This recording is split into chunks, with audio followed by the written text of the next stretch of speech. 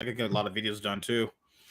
Well, everybody, Cloud9 has made it to another finals yet again.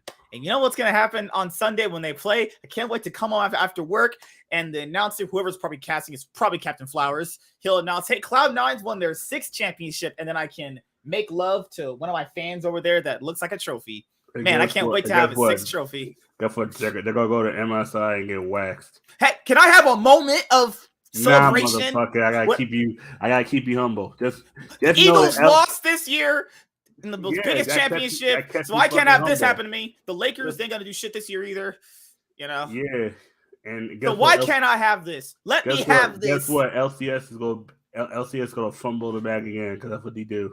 You know what, guys? I love talking to Chaz. I'm like, hey, man, my team's in the final. He's like, but you're still a bitch, though. It's like, bruh. No. Bruh. It's like, can I have some fun? Like, why can't I ever have any fun? Why can't I have a great moment to myself? That's in the 1776. She's like, oh, it's good. Oh, but you still suck, though. I'm like, damn. Shit. Tell me how you really feel. Ain't this a motherfucker? God damn. Really. All right, guys. Well, LCS 2023 Spring Split playoffs have begun, and they're League of Legends games. I can at least say they're that. games.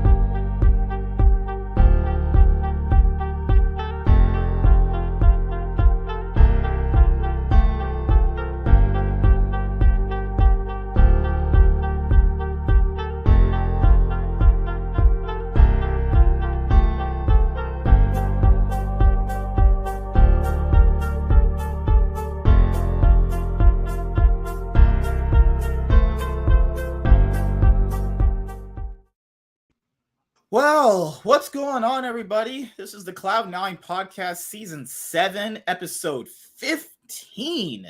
Woo! We are almost done with season 7, actually, even though it feels like the year just started. Well, the LCS 2023 Spring Split playoffs are going to be over come this weekend. Finals weekend is always super exciting. You get the 3rd place match that actually matters now. It's mattered for a while at this point, but back in the day when you had a 3rd place match, people were just playing for just pretty much just a glorified losers match, actually. And you know, the whole big TSM article we're going to cover today. I will also cover it on my entertainment news video from my main YouTube channel as well. But yeah, there's a lot to talk about. Now, like I mentioned before, I did my LEC 2023 Spring Split Week 3 recap video. It's already done. It's already edited. I'm going to put it out for you guys. Probably today or tomorrow, that you guys have some content for like Monday and Tuesday. Then I'm going to do my recap video for the LCS 2023 Spring Split playoffs.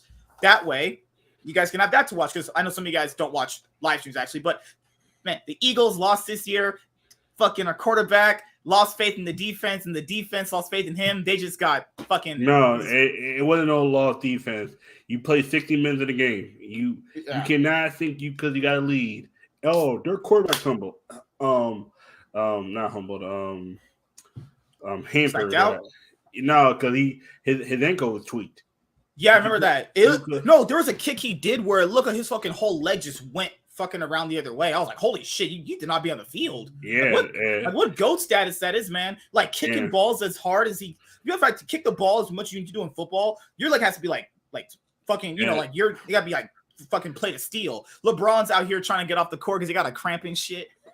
And it came out of coaching. Like Curtis's fucking kneecap literally looked like it was about to come out. Don't forget, LeBron James about 38. That's when this motherfucker's his legs are about to fall off. Well, man, how was your week, dude?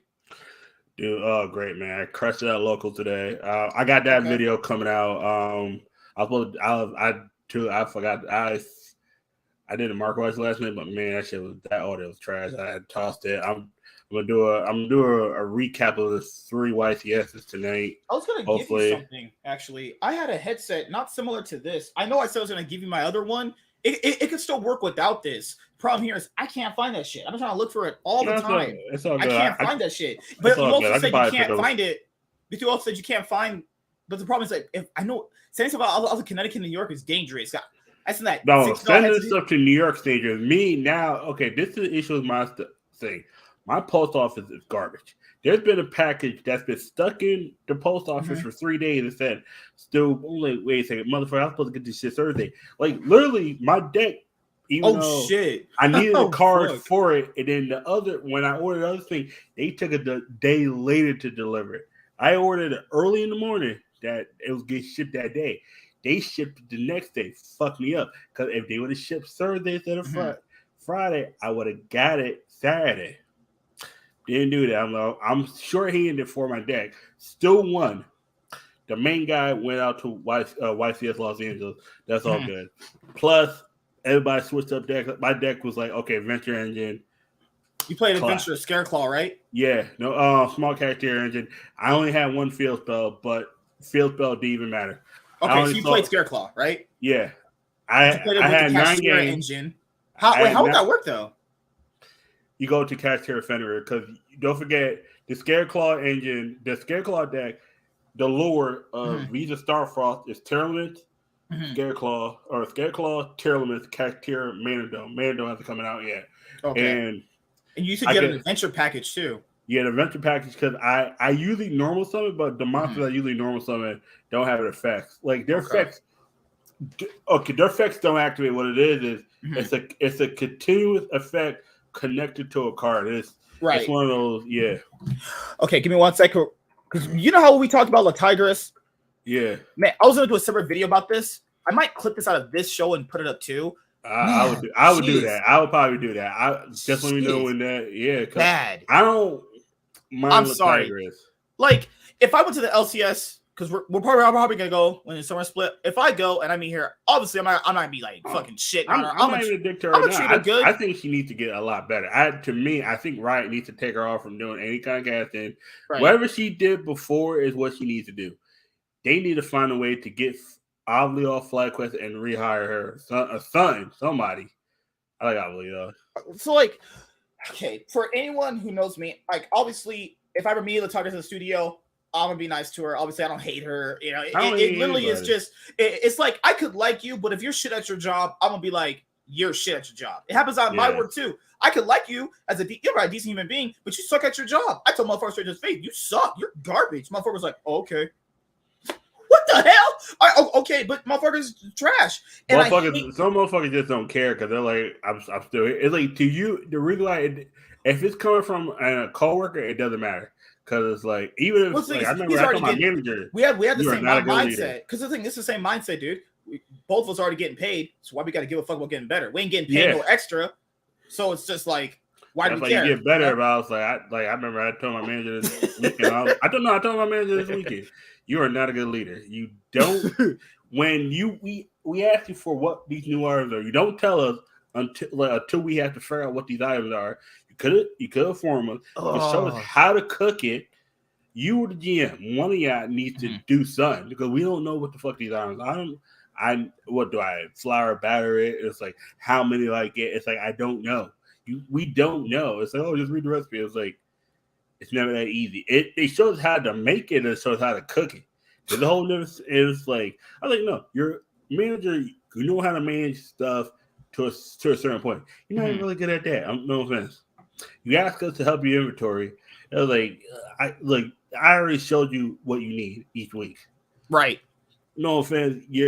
I'm not saying you're not good at what you do, but you could be a whole lot better. Yeah. No, I told her this. I don't think this the place you should like. I don't think you should have took this job. I'm gonna keep it 100. I don't think you should have took this job. I think whatever job you had before might have been suited better for you. Like the reason why the GM didn't fuck with me was reasons beside work. I'm like, all right, cool. I got no problem with that. Whatever, we keep it. This, a lot of times, like I said, people will not do something for you because of personal reasons, even if it fucks with the professional side.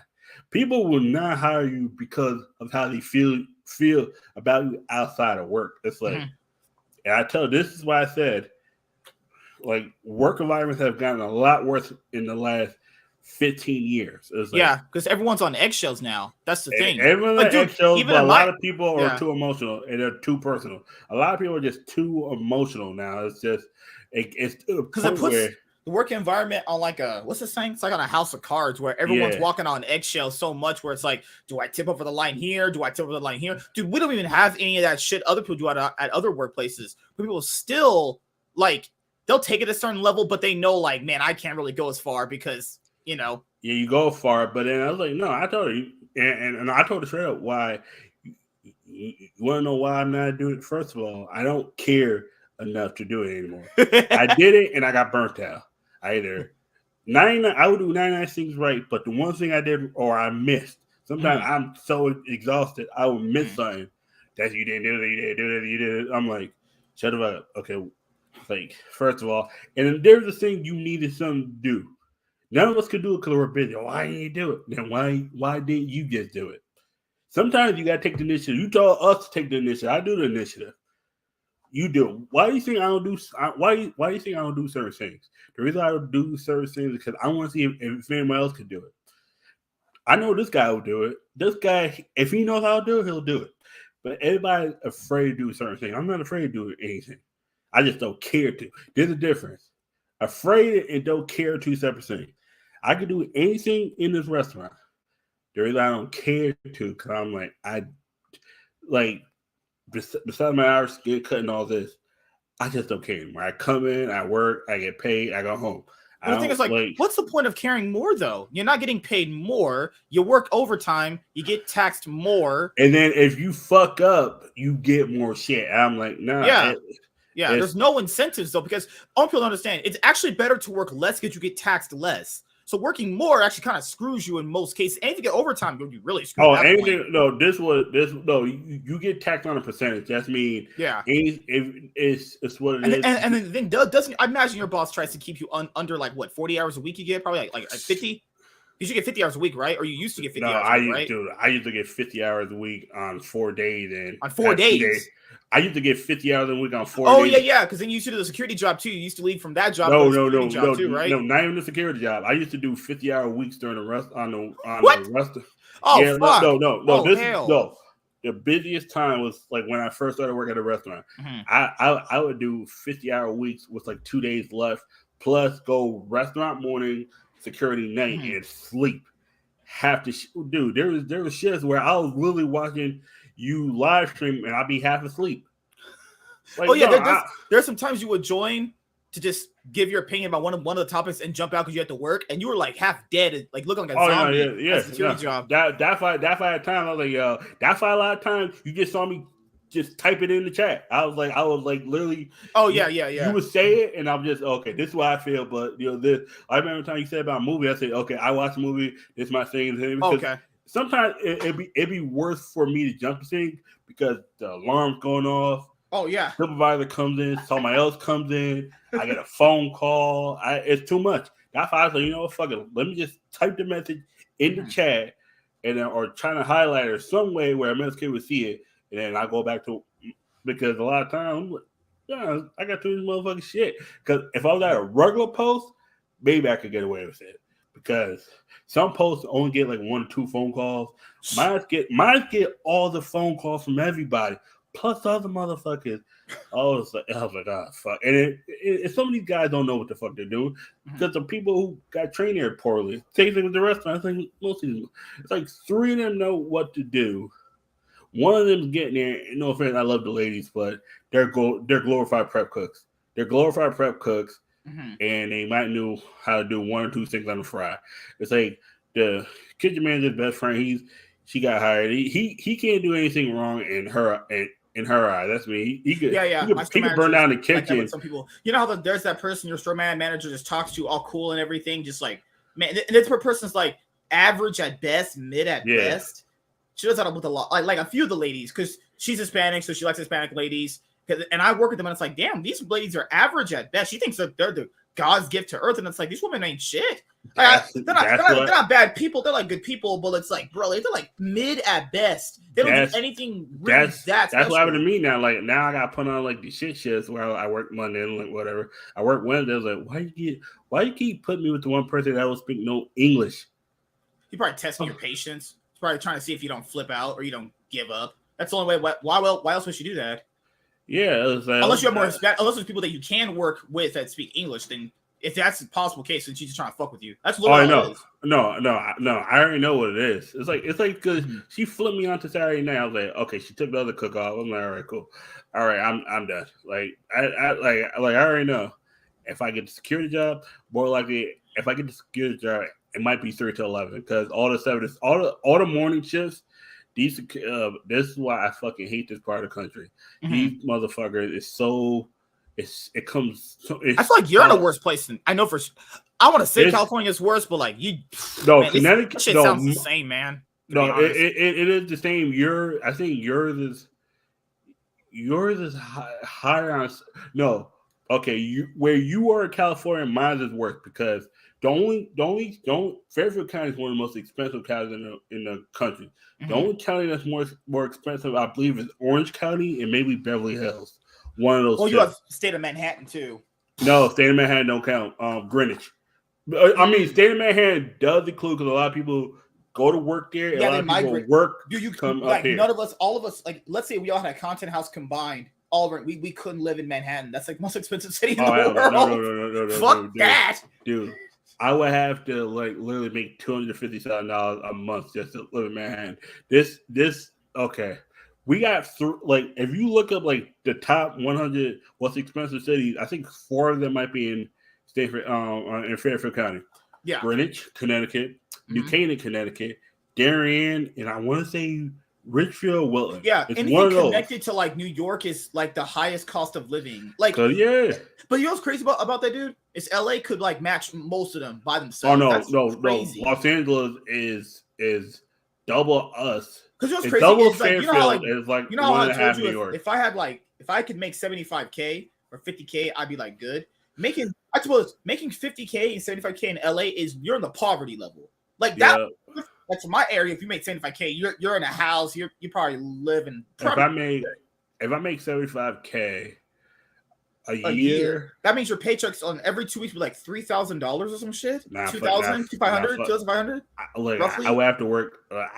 The thing about Connecticut, you have to get paid each week. You can't get paid every 2 weeks in Connecticut. It's yeah, you're right. Yeah, Canada's the same thing too about San Francisco. You I get gotta paid get paid weekly. Even if you got paid a week and they gave you like 1,600, would that be fine?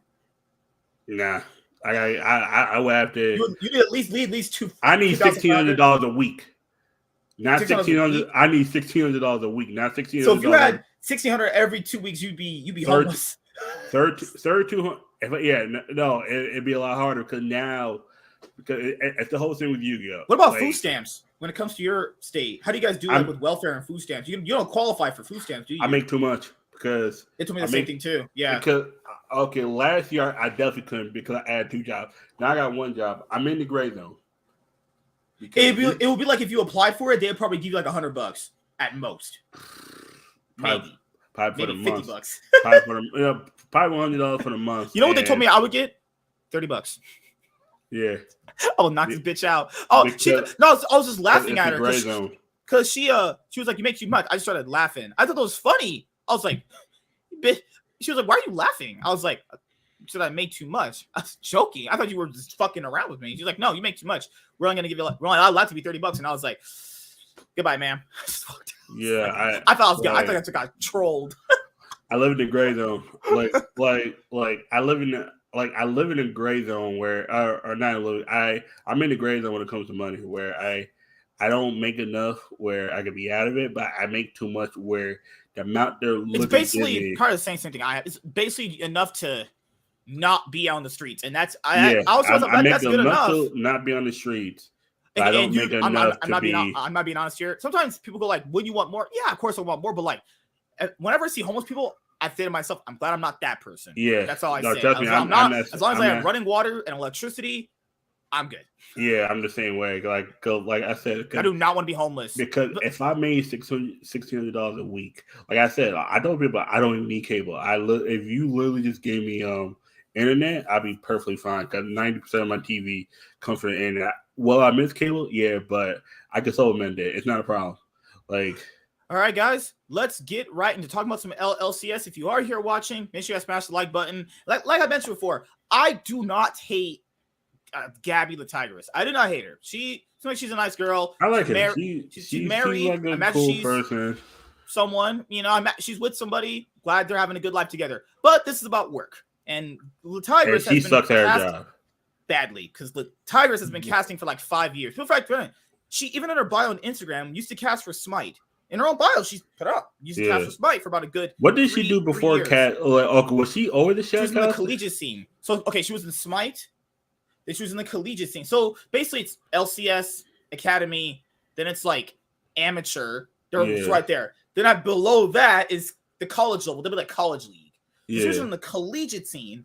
Then she went. So Riot. You know how Riot got that big lawsuit for being like sexist? What that one woman they did treat. I don't think everyone at Riot did that, but that one guy, I forgot his name. His name was Trinamere, right? Where they were doing some fucked up shit where they farted in her.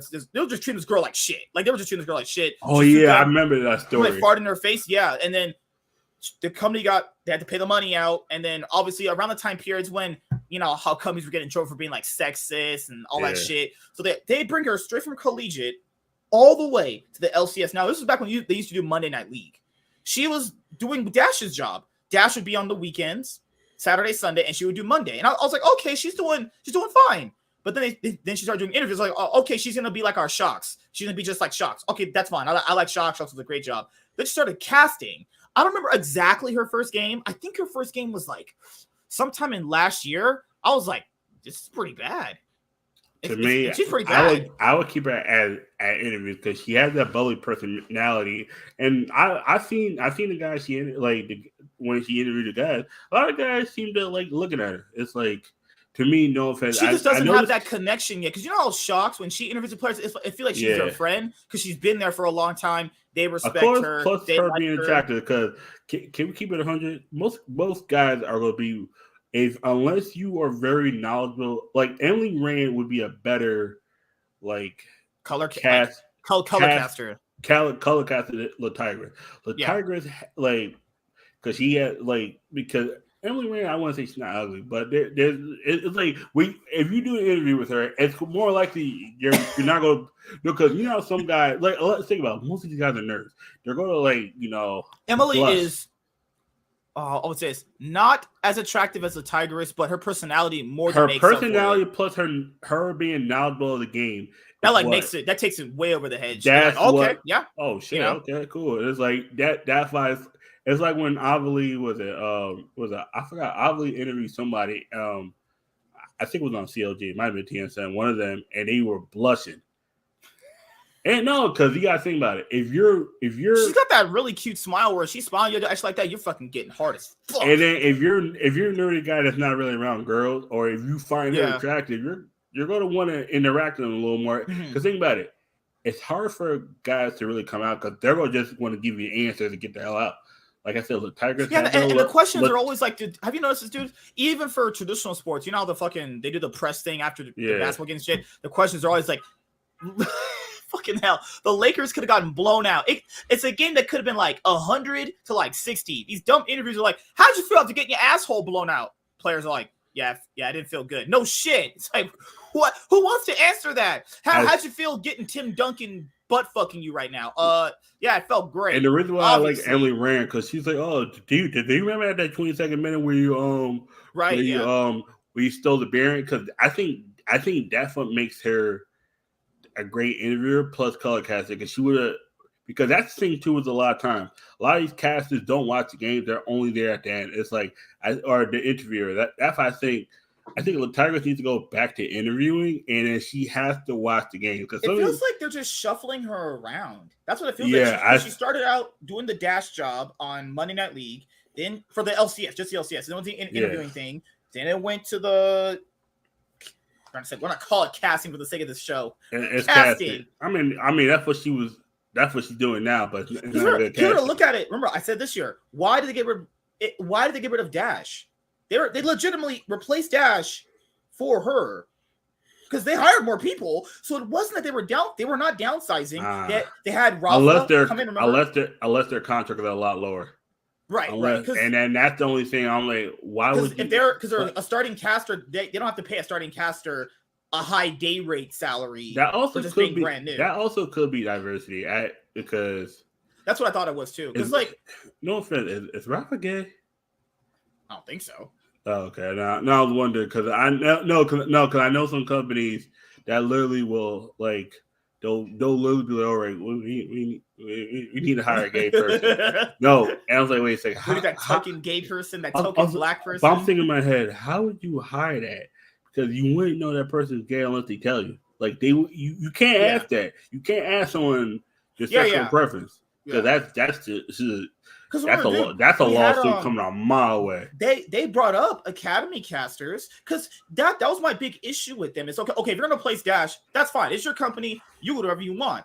But the issue here is you're replacing him with arguably worse people, less talented too. But they shifted him over to the being on Valorant, and they're like, okay, we're gonna put Dash on Valorant. But people are like, they're downsizing. How are they downsizing? They literally put in 3 new casters. That's not downsizing. That's actually doing the very opposite. But what they're really doing is that they're actually creating competition. They're like, hey, you want to be a shoutcaster in League of Legends? You don't want to go work at Carl's Jr.? You're going to take this shitty pay we're probably giving you, and you're going to take it or leave it. That's how Riot gets you. It's what big mega corporations do. They know you want to, be a part of League of Legends. They know you want to shoutcast, play-by-play, be a part of their, production.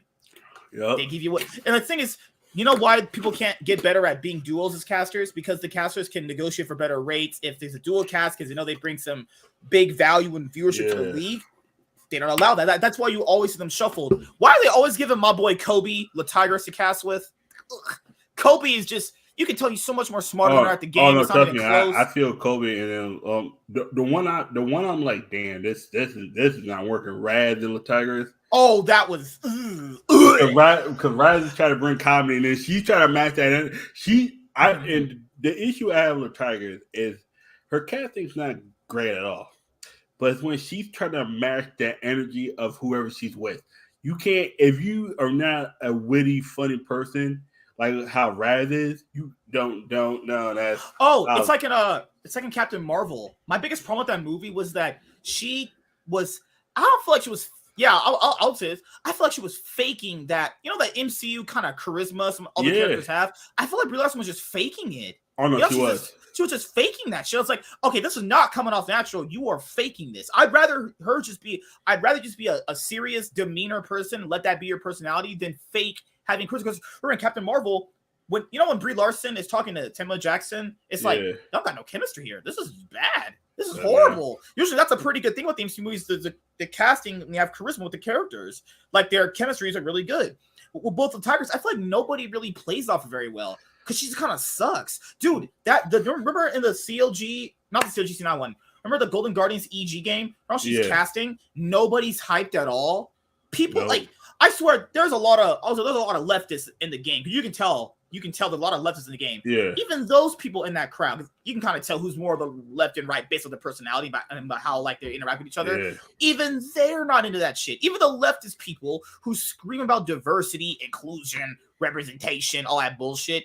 Even the people in the crowd are just groaning. You could tell like let's say Captain Flowers and Kobe do a cast and they cast the first 3 games and she casts the other 2. You can tell the crowd's just like, oh fuck, not this fucking woman again. Yeah. The crowd is not hyped.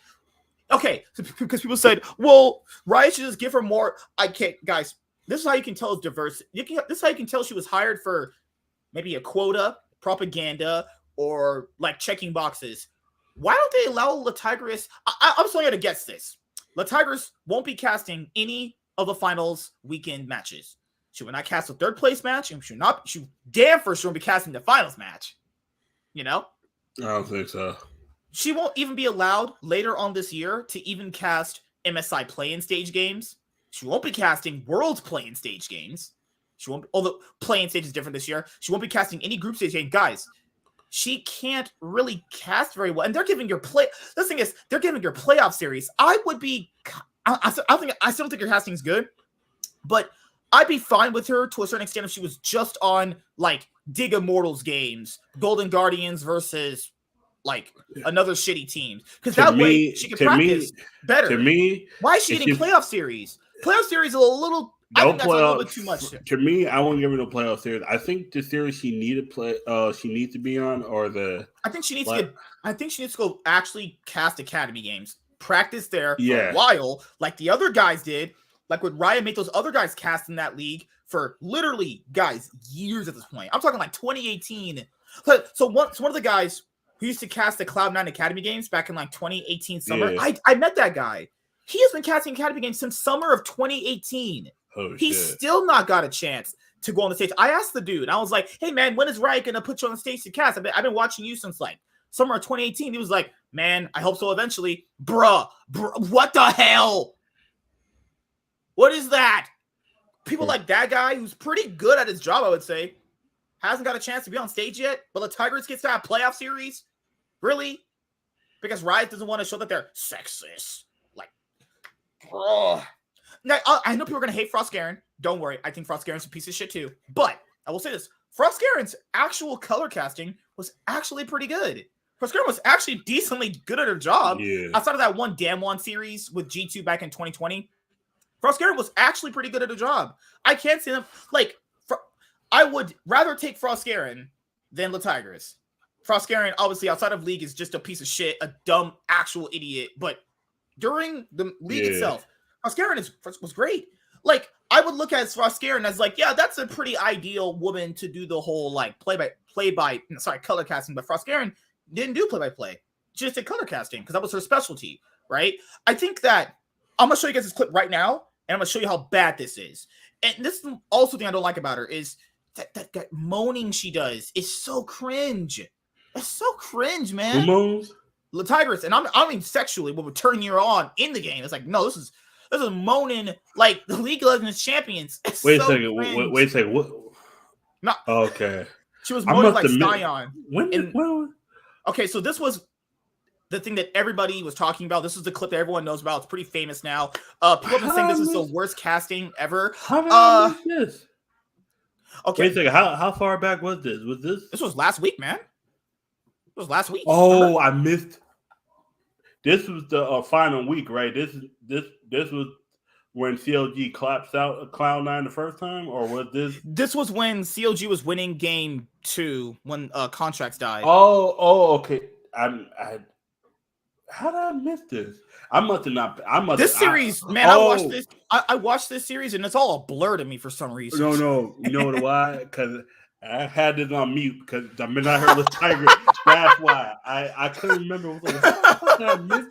And I remember I had every game she was on, I just muted.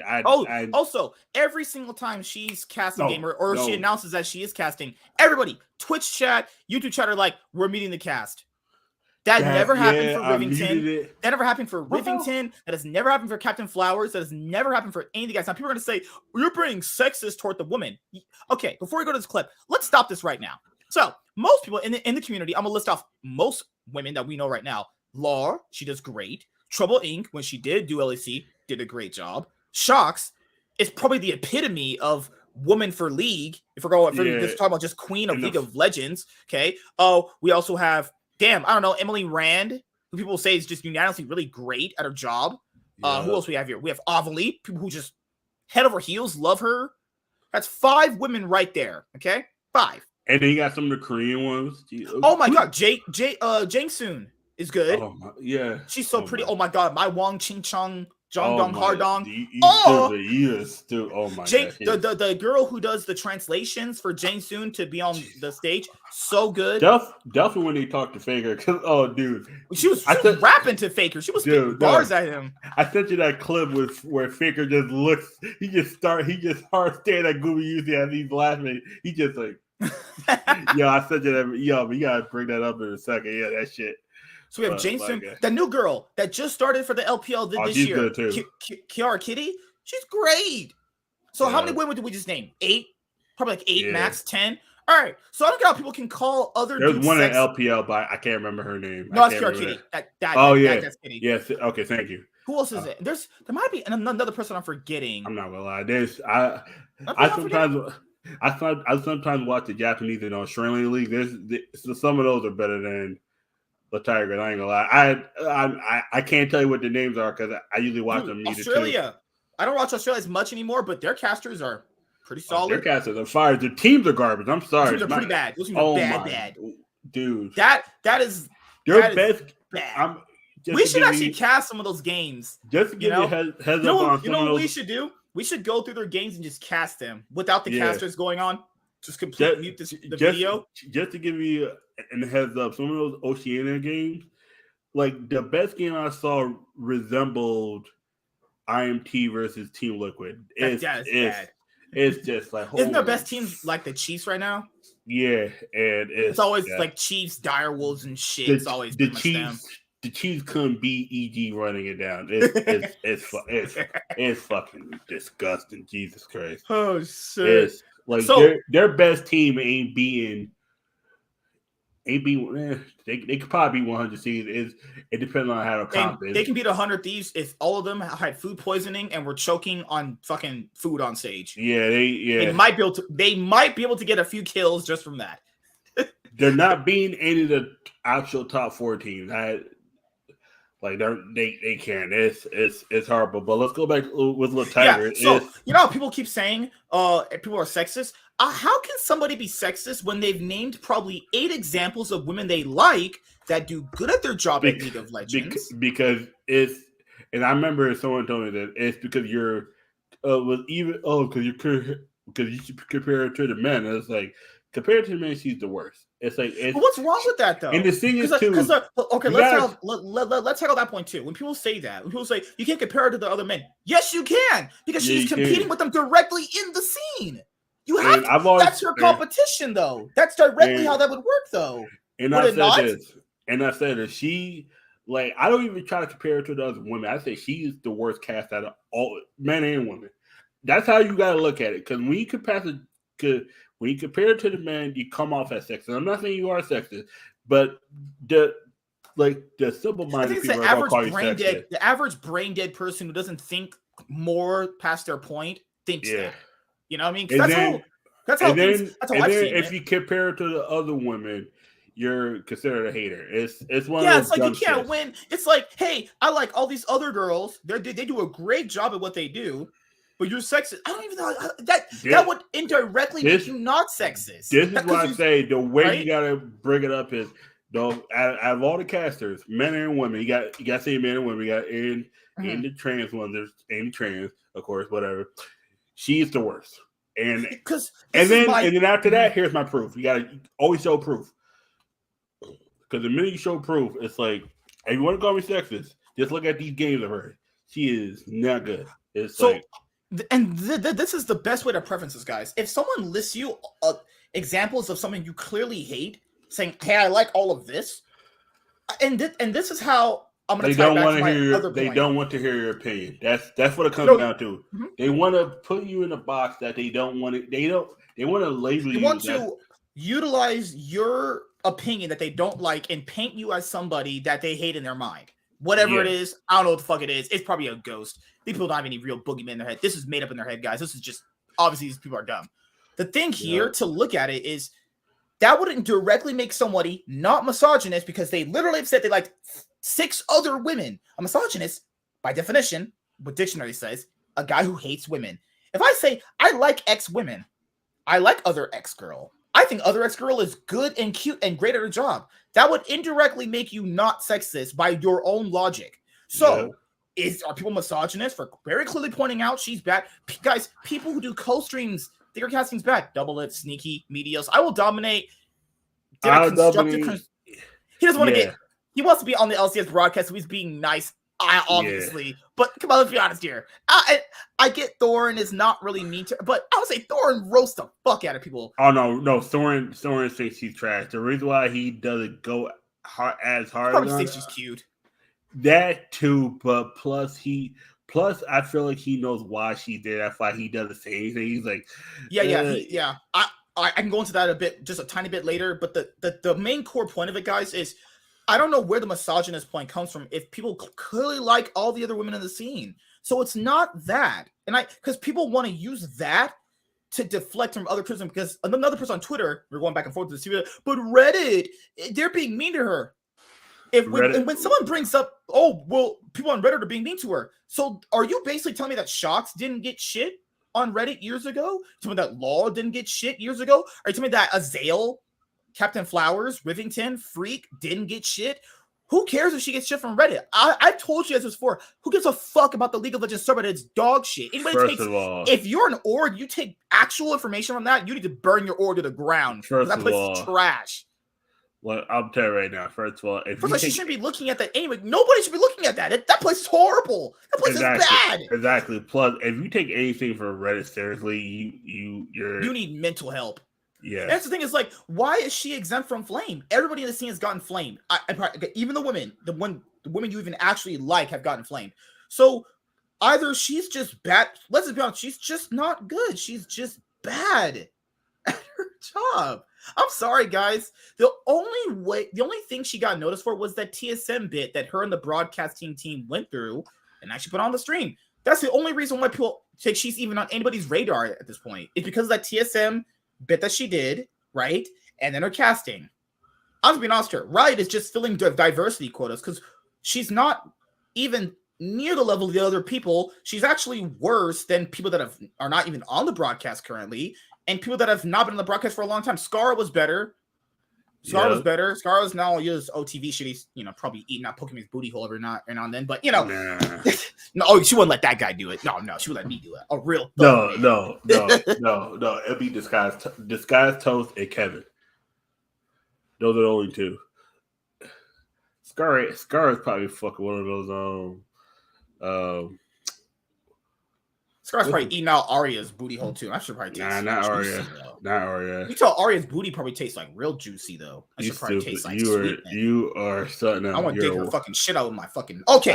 Oh my lord. Not doing that. That's another stream for another time. Trust me. Arya is a very attractive woman. So then people say, "Oh well, it's just incels criticizing her." Is Sneaky and Medios and Doublelift an incel? First of all, is Doublelift technically Doublelift would be an incel technically by league standards. Doublelift is an incel. But Doublelift is literally. I mean, he's with a pretty attractive woman. He's pretty attractive. He's pretty attractive. Sneaky's with a very attractive girl. I met his girlfriend before. I've seen her once before. Sneaky girlfriend, very attractive. I thought Sneaky was gay at first. Might be gay, but then again, or he's with a girl. But yeah, he's with a girl. Medios, I think his girlfriend. But let's say two people I will dominate. Definitely his girlfriend. He mentioned she's Asian. Yeah. I mean, are we like not allowed? Are we surprised that IW dominates girlfriend Asian? Are we surprised by that? I mean, he's a ding dong. I will Tencent, man. It's ding dong mean yong yong for life. I'm like, bro. Are we surprised? No, dude. Remember on that one Best Damn League show, he said, "I'm a pretty confrontational person. I would have fought this guy in Texas via sex McEnroe. My bro wasn't doing nothing. I'm talking about he ain't about to do shit. He ain't about to do nothing. I met that guy in real life. He ain't about to do shit. He's a soft. He ain't about to do shit."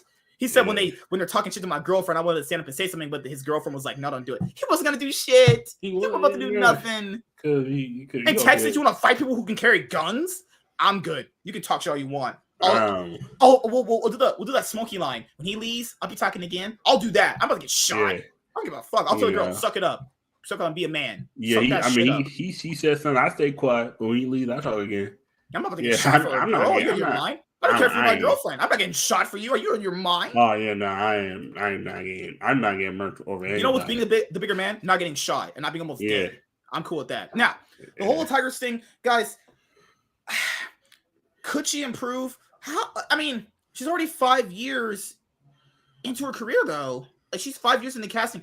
I want to leave the room that she can get better. I'm not saying she can't get better. It took me a while to get better at a lot of things. League content in general. If you guys go back and watch my older videos on this channel, I was bad at league content. I was bad at it. Yeah. I got better over time. But that was my first time doing league content the first time. So that's just expected. Guys, she's been casting league, casting in general for a while. 5 years. It's almost a decade. This year would be like 6 years at this point. How much better is she going to get, though? I'm just saying. There's better casters than her in like CSGO, and I don't even watch CSGO like that. Whenever I tune in, it's like a girl casting, a girl doing interviews. They're pretty good at what they're doing. I'm just saying. But seeing that they actually know the game, that's the issue. It's like if she don't know what the fuck she's talking about when it comes to the game, it's like Like, also, yeah, let's go with that too. Does she when she's casting? She doesn't really. She talks in narratives. She says, well, this player did this back in the day, and that's fine, but you need to be talking about relevant shit right now. I got nothing to do with the game. It's like, okay. Yeah. I don't mind when someone says, oh, this player is finally doing something very well. Like now, Licorice, he couldn't go to MSI in 2020 when he won on Cloud9 because COVID, right? Now people brought up, hey, it's his chance to go back to MSI after he was kind of robbed of it. Yeah, that's something that's cool for everyone to know about. But what does that matter 30 minutes in the game when these two are about to fight for Dragon? What does that matter? You know what I mean? Yeah. Now, we're going to go over this clip that everyone knows about. Everyone who's here watching, thank you guys. Smash the like button. Obviously, smash that shit. Literally take your dick out and smash that shit.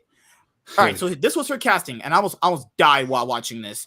Yeah, you don't have to watch the whole thing, but just hear like the first 10 seconds and try not to throw bleach in your eyes when I play this. Now 4 lives, and now their jungler at that. Luger keeping the blood running in his veins, keeping his eyes on the blabber. But what the fuck did you just say?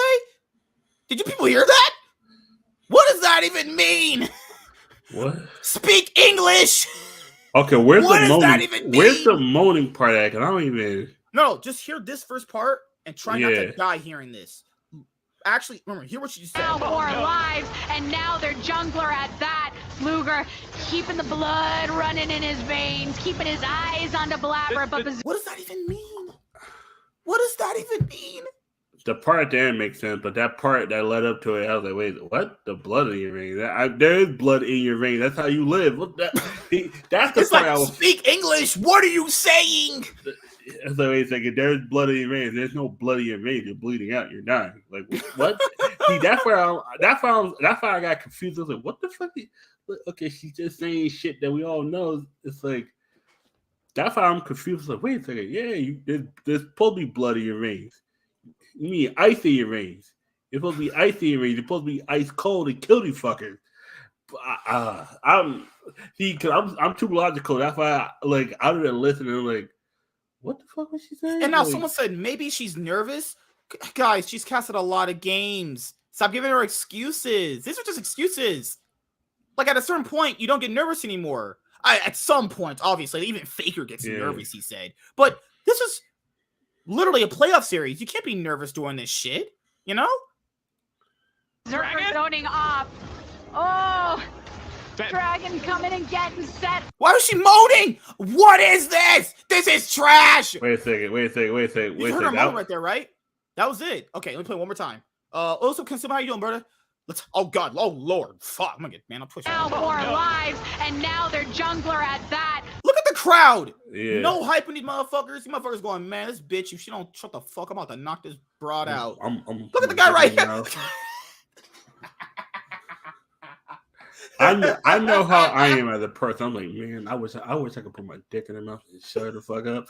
I'm one of those. If I find keeping the blood running in his veins, keeping his eyes on the blabber, but Berserker zoning off. Oh, why is she moaning? Was she getting turned on by the game? That I don't know. To me, that wasn't moaning. Then again, but you know, then again, every girl moans definitely. I was like. No, play a little more because there was a part. Coming and getting set on. Still up, yes, smite. It's not up actually. That right there. About the 16 seconds. Go back. That's where I felt like that was moment. 16 right here. Okay. Right here. Trying to land these shots onto Blabber and keeping him at bay. Go back to 14. Sorry, it was 14 seconds. 14. It was 13. Yeah, go 13.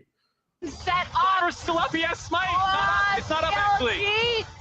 That right there, that little thing where she elaborated the word, that felt like moaning. Because that other thing could be moaning too, but I'm like, the zoning is still good. This is horrible. This is dog shit. No offense. Okay, so I'm not gonna lie. I don't listen to her casting that thing. Yeah. Weapon? I don't listen to her casting. That's how I'm hearing. I was like, is it me is it just me or did it sound like she was moaning the whole time? Because I was always like, was she moaning after that 10 seconds? It felt like she was just, oh my God, this. I was like, was she moaning the whole time? Then again, I don't listen to her while she casts. That's why I just tuned it the fuck out. Like, 'cause I heard people saying, "Oh my god, why she having sex right now?" And I'm looking at the chat, I was like, "What the fuck am I?" Because I'm not listening. I'm literally watching it, and then I'm watching LS. Like, watching. You know, LS ain't turned on by that shit. He's gay as fuck. He ain't turned on by that shit. He even said, "What?" No, he said, "Wait a second. Did she have why was she moaning there?" I was like, what the fuck? The Tigress moan. What is this? I was like, wait a second. Where the fuck did I miss this? Oh Lord, the Tigress. The worst casting you will probably ever hear. Yeah. Oh, and then sometimes I do watch sneaky videos. I was like, what? Okay. Well, what is this one? I just got this. Do it. I'll say, wait a second. I was like, wait, no, because I'm like, what the fuck is going on? No, the caption of the thumbnail was, "I just got ear AIDS." Yeah, dude, because I'm sitting there like, wait a second. What the fuck am I listening to? Because can I be honest? I watch the games, but I don't listen to her. Like, after that first time, I'm just like, oh, fuck. Jesus Christ. I literally just do everything else. What is this? Take Vile? Yeah. No lie to me, boy. Summit, though, is still doing a great job of just keeping 100 Thieves locked in. Here's this little narrowway, and I'm going to put my body between the rest of the team and let it poke over me all the way. What the fuck? I remember this shit. I was like, it was. I don't know what was worse. I don't know what was worse. Harry throwing the game or the Tigers casting. I don't know what was actually worse. Game. This is the game I started on muting her. I remember that. Okay, that was the game I started muting her. I remember. Because I was saying she started sounding like she was on fucking South Park. I'm like, nope. She sounded she was like talking to us like we're on fucking Sesame Street. I was like, wait a second, why the fuck she sound like? Second. Why she sound like Carmen? Whatever, I do what I want. I'm like, nah, I'm good. Nah. I had a girl would start talking baby to me one time because she thought it was cute. I was like, no, don't do that. Do not start talking like a baby. Do not start talking like a baby. Because if a girl starts do that to me and we're in a relationship, I will break up with you instantly. That is nasty. Don't do that. Give me 1 second. Because, okay, so people are going to probably ask, what was wrong with her casting? Okay, beside her doing really cringe orgasm moaning impressions, beside that, I will show you guys perfectly why. I'm not going to say would I say I would do a better job than her? Yes, they can't do much worse than she's doing, obviously, so anybody better. Literally, the guy that casted his first LCS game ever that I watched, he was Academy Caster 2 that I've been watching. He did a better job than her. The one guy who was bald, but I forgot his name. He was actually pretty good. I thought they should give him more games to cast, actually. Right here. It's not about the moan casting. Okay, so it's literally at the beginning part of the clip. Okay, so here's what we're going to do. Me and Chaz are going to cast the game, this part. Obviously, I'm going to mute it in a second. But I'll tell you guys what's wrong with the casting here. Okay, so you're going to probably be like, so let's say, because you know how, okay, I'm not the only guy who does this. I know a lot of you guys do what you're going to do on my second monitor, right? You put the LCS on a second monitor. You have something to listen to while you're doing some work, right? We all do it. Everyone has 2 monitors now. You put it on the stream you're watching to a second monitor. You have something to listen to, more like a really long form podcast, right? Okay, so if you weren't paying attention to the screen, you would have noticed that Contracts died to Sven. Contracts couldn't obviously secure the dragon because he was dead. That's what she should be communicating to you. Is that Contracts is dead because he can't secure the dragon. So if anybody's watching this, you're going to go, oh yeah, Contracts died and she's just having an orgasm while watching the game, apparently. Maybe her boyfriend texted her before and he was like, baby, I'm going to try and dig my dick so far deep in your ass. Man, I'm about to not pull out my cum and drip out of your pussy. Oh, my Lord. So. Yeah, go ahead. It'd be like, hey, baby, Gabby, when you get home, we're about to start making baby number 2. Something like that. And then he probably send her a dick pic. Like, hey, baby, I'm going to try to have my cum drip out of your ass after, late tonight. Like, you going to be... Baby, you getting pregnant now. Like, oh, Lord. Okay, so Hey, man. Let's say if you put this on your second monitor, right? You wouldn't know that contract's at this end because she didn't communicate that to you. Yep. She's over here having a fucking orgasm about Luger. Luger keeping the blood running in his. Like, what does that mean? The blood running in his veins. I'm like, yeah, blood's supposed to be running in your veins. If it's not running in your veins, you're dead. So let's say we were casting this game. All right, so my name is BBC the Cleaner, and I'm Chef. I'm Chef. All right, so hey everybody. Right now we're gonna cast this game between Cloud9 versus CLG. Sven just killed off Contracts right now. As you can see, the dragon is around 3,000 health. Contracts just died. At Cloud9 going for Dragon Soul. Right now, Luger and Poom are perfectly zoning away Berserker and Blabber right here. They're zoning Blabber perfectly away, so he can't get in there and smite. Luger flashes in. Sven flashes in retaliation, dodges it. Luger is keep putting out the Q attack that Zeri does. Right now, they're resetting drag. C9 are going to try and get into this choke point. Right here, Berserker's going to use his W, E backwards. Luger's going to push forward, and they're going to back off, realizing that they can't actually get to it, using his piercing light. Now, Blabber jumps back to Sven to save himself, and they realize they can't actually get the dragon, and the dragon goes to CLG. Okay? You know what I just did there? I just communicated to you the whole entirety of the situation to you. Now you understand why Contracts couldn't smite the dragon. First of all, because he's fucking dead, and second of all, and CLG's secured dragon and prevented Dragon Soul from C9. And remember, if she's also not communicating to you, because people are always down on people in the LCS, Luger, Puma, and Dokla did perfectly zone away them right here to get off the dragon, right? But remember, people say, well, why wouldn't Sven flash in? You wouldn't know that if it didn't communicate to you. You wouldn't know that he flashed away from Luger, so he didn't get hit by the Zeri Q. I forgot the Zeri Q's name. I think it's Cloud9 and CLG are trading shot.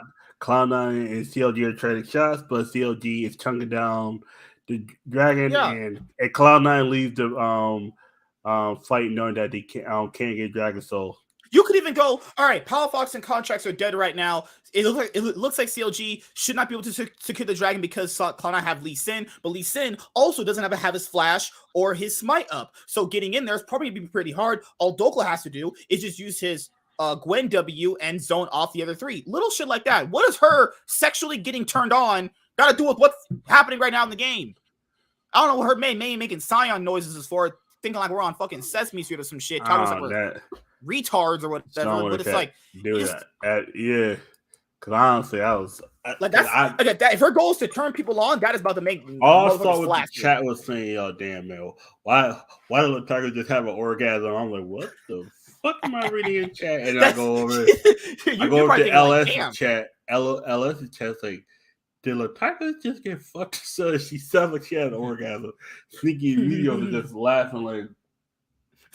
Okay. They literally played it off like they was trying to act like they didn't hear nothing. Sneaky was just there like, okay, let's just not act like. And I'm like, what the fuck? Her boyfriend, her husband or boyfriend for sure texted her and was like, hey, baby, I'm trying to like, man, your casting's really good right now. I'm trying to beat that shit tonight. Man, I'm trying to put a baby in there tonight. I was like, what the? Oh God. I don't know, man. All I know is. Let's go over these last two playoff series, and let's get to TSM potentially leaving the LCS. Now, that wasn't actually clickbait, guys, because, that's an actual thing that people want to talk about. So, the Cloud9 versus FlyQuest series, this is one of the most hyped up series that you probably would think, like, these are the best two teams in the regular season, best two teams. And this was a lot of people, the sentiment was this was going to be the best playoff series from the dog shit playoff series that we've been having for a bit here, right? Yeah. So, and everyone's been going back and forth. Prince, Berserker, MVP. And I said myself last week, my MVP would be Berserker. Because, not just because he's on Cloud9. He's had no bad games. He's played ADC, I guess you could say, the best that you need to play. Damage in team fights. Highest DPS. Zoning perfectly well. Always getting his max damage in. Making enemies obviously bait their cooldowns into him. Winning team fights for his team. Laning phase is great. He's literally everything you want in an ADC. That's just very MVP worthy, but you could also argue Prince had it too with Berserker. They both had, even when people were saying Prince was the MVP, Berserker was right there next to him. People keep saying, "Oh, Berserker's just as good." But now this series pretty much solidifies Berserker's big, nice Korean cock was in Prince's ass. Like, he destroyed him every game. And now this is bad for Prince if you're talking about MVP, because people are not going to remember the regular season.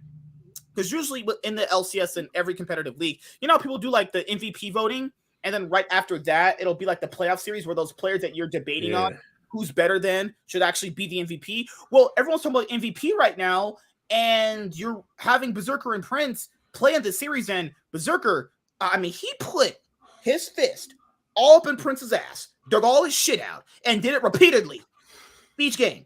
He even did it. He put his fat cock out onto Prince in game 3 when they were in that. Remember, he was playing Aphelios when they were in mid lane. Yeah. When he Ayla, and in 2v1, I was like, bruh, give up the game. Give up the game here.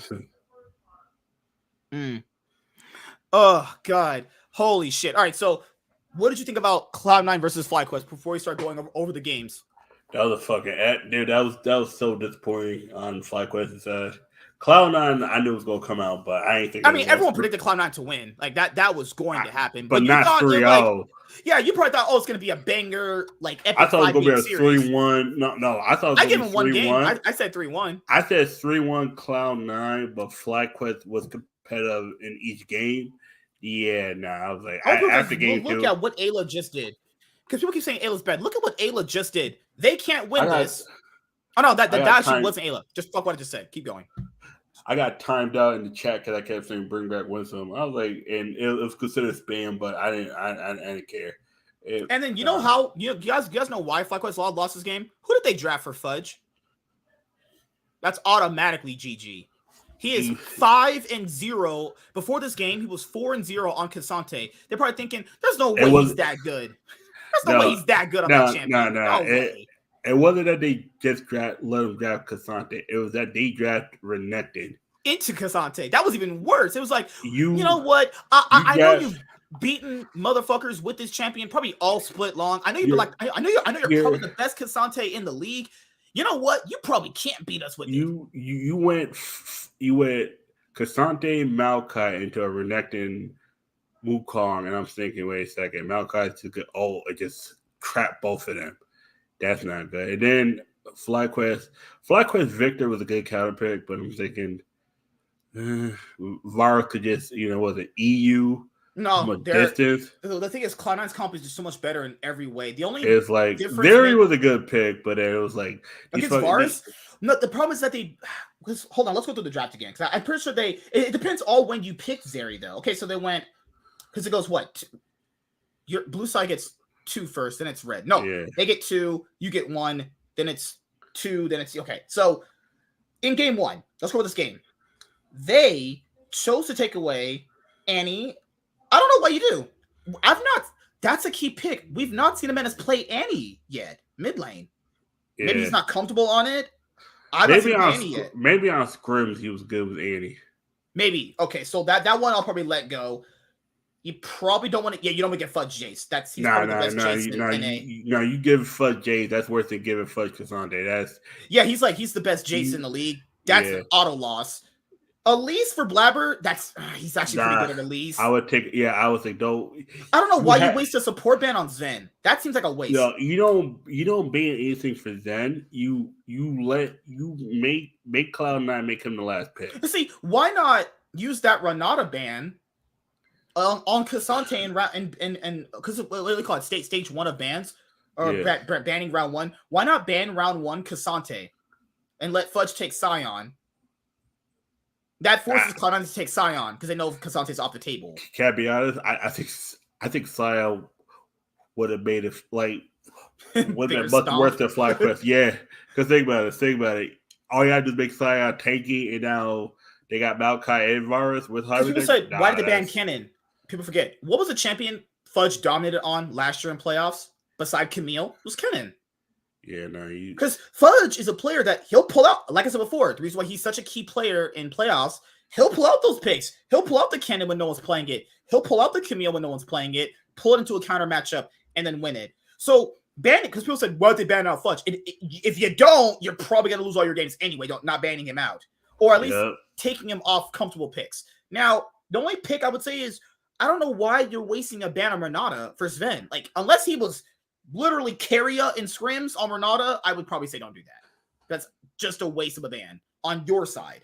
I would save that for maybe like an Amenas pick. I would take away the silence in that probably case, but they didn't get Silas's game. Now, FlyQuest's comp is more, what do you do with this? They pretty much, outside of Renekton, all this shit is going to be just nullified. First of all, Victor can't really challenge Tristana unless Tristana just messes up. Tristana would literally have to mess up for Victor to get close to her. You trade it at a certain point where you get maybe chunked out too much, or you take a bad trade, or maybe your jungler messes up your wave manipulation. That's it. That'd be the only reason why Victor would lose to Tristana. Now, you could also counter that out with Gravity Field and a laser, so it kind of counts itself out. So the mid lane picks, I'll let them have that one. Zeri against Varus is, I don't know what Zeri does. He can't really actually kill Varus. He outranges her very considerably. His ult outranges hers. Just the E alone is just like it's just better for a team fight overall. Coupled that with a Heimerdinger. They like plus the Maokai. It's like you get Maokai. Like they just got drafted. Like look at this. It's got drafted. Think about it. You get Maokai all, and then you just get Varus just poking the shit out of you with the E. Like, come on. Now, game 2, people said they like the Veigar. I like Veigar too. I don't know why, because I know people say, I've never got the reason why Veigar wasn't picked though. Like, I think people keep saying, because no, what people were saying as what the pros were echoing was true. Veigar, what people keep saying, what is priority? Okay, so basically, priority is, let's say I'm playing, you know who Syndra is, right? Yep. Or you know who Ryze is, right? Okay, so let's say you're a Ryze versus like Orianna matchup.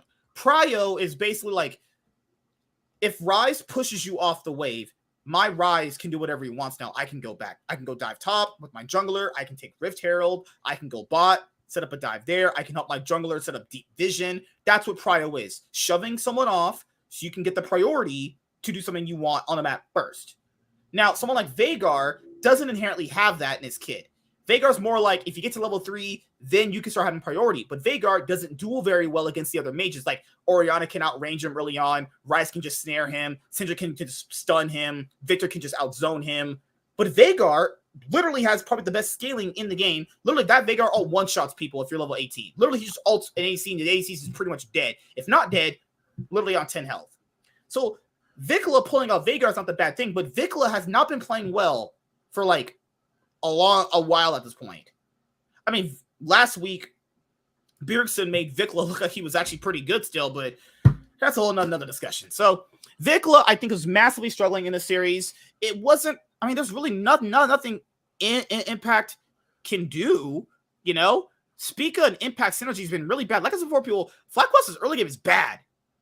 The Cloud9 series showed that. The only way they got back into the game was game 3. You know how they cheesed Blabber when they went to his oh shit. It was when they started level 1, remember? When they tried to cheese Blabber, they tried to get him to get off his camps, and they had to get him to start on a less optimal route. That still didn't work. Because their early game got massively slow. I said the reason why I can't have them as the best in the league is because their early game is non-existent and it's just bad. They either one won't have an early game, which is already bad in itself if you're going to go internationally. And when they do play the early game out, it's pretty bad. They don't really know what they're doing. And the only way they actually have a sustainable early game is if Prince is ahead. That's the thing. Remember, this is already bad too. Why? In game, because in game 2, I forgot. Did Fudge get, this is already trolling. Why did Fudge get Cassante in game 2?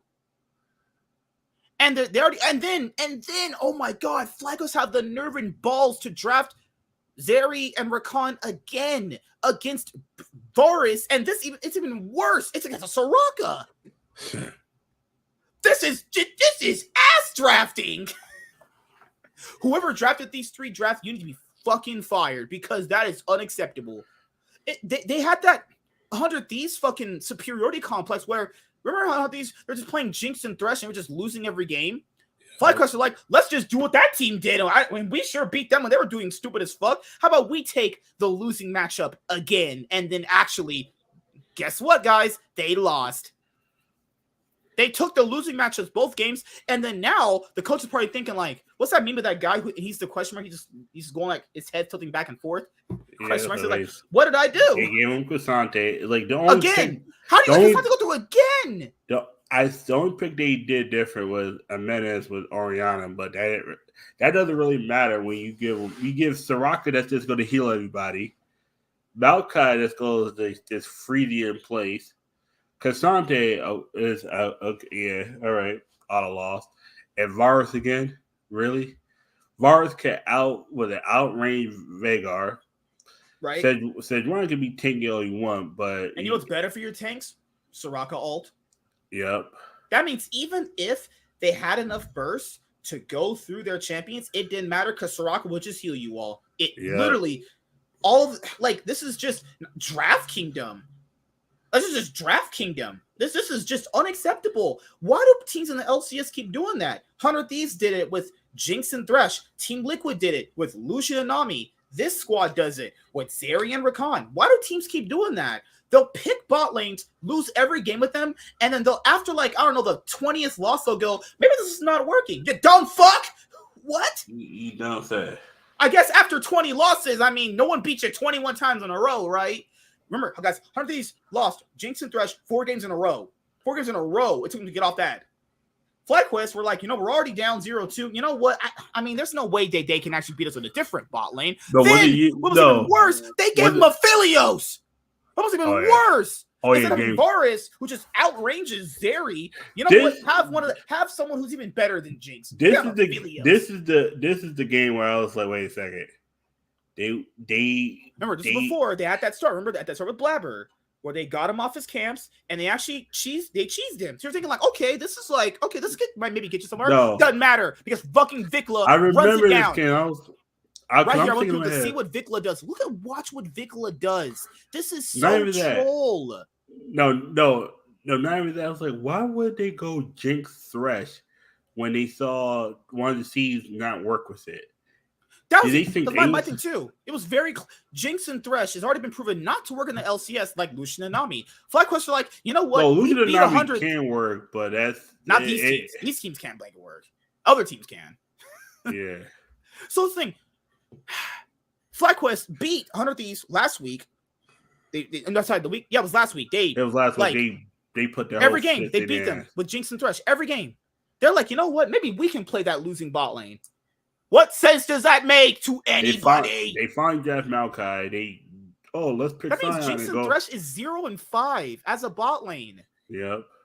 0-5. These teams can't play out certain picks. Now, people said, why did everyone flame Vikla? We're supposed to be playing like shit this game. And second of all, look at what troll shit he does. I'm going to watch exactly what he does. Look at what okay, just keep your eyes on Vikla. Okay, right here, Vikla is already first of all, rocket jumps over to a Silas, okay, a Braum, and a Sejuani. That's trolling. He has no escapes, okay, and he walked up there, warded, and he gave them away their Rift Herald position because Cloud9 at this moment didn't know they were doing it until one of the guys walked over a ward. Vikla should be fighting this anyway. Why is he walking there? That's already out of position. Then Ayla, this is already a bad Rift Herald take anyway. And look at what Vikla does. Just gets chunked out, and now they lost their mistress priority. This is just embarrassing. That Rift Herald was bad because one of them walked over a ward and actually started it at a bad time. Vikla was side pushing as a Tristana, getting picked off at bad moments. This is just horrible, man. This is just fucking disgusting. Prince alone caught out. Why? When you're the guy with all the gold again, what are you doing? Bruh's lost his mind playing with Ayla at this point. Bruh's just lost his mind. You gotta go back to win some. They gave over Aphelios and Braum to a Jinx and Thresh. Even if fucking Jimenez runs it in that moment, it doesn't matter. Like, this is the moment they got the triple kill. And it's like, okay, Cloud9, stop trolling. Okay, stop. You're not losing this game. People are like, they're going to lose. No, they're not. If you thought they were going to lose the game off that, you're bad at League. You should go fucking watch competitive fucking Neopets or some shit. Because you're bad if you think that will cost them the game. Look what Berserker does. Prince thought, I can fight Aphelios with Cleanse and Ulta. No, wrong. Get wrecked, bitch. That's how it works. Put my cock in your ass, Because, you know what? I'll just go and clear out Deep Vision, knowing I have no priority to do that because the map's not ours anymore because we've been getting butt-fucked the whole series. Bruh. All bad. All bad. Vikla, side pushing alone, no vision, should not be this close as an ADC, doesn't have priority on lane, no vision, gets ass fucked again by Silas's long cock in his mouth. Bruh.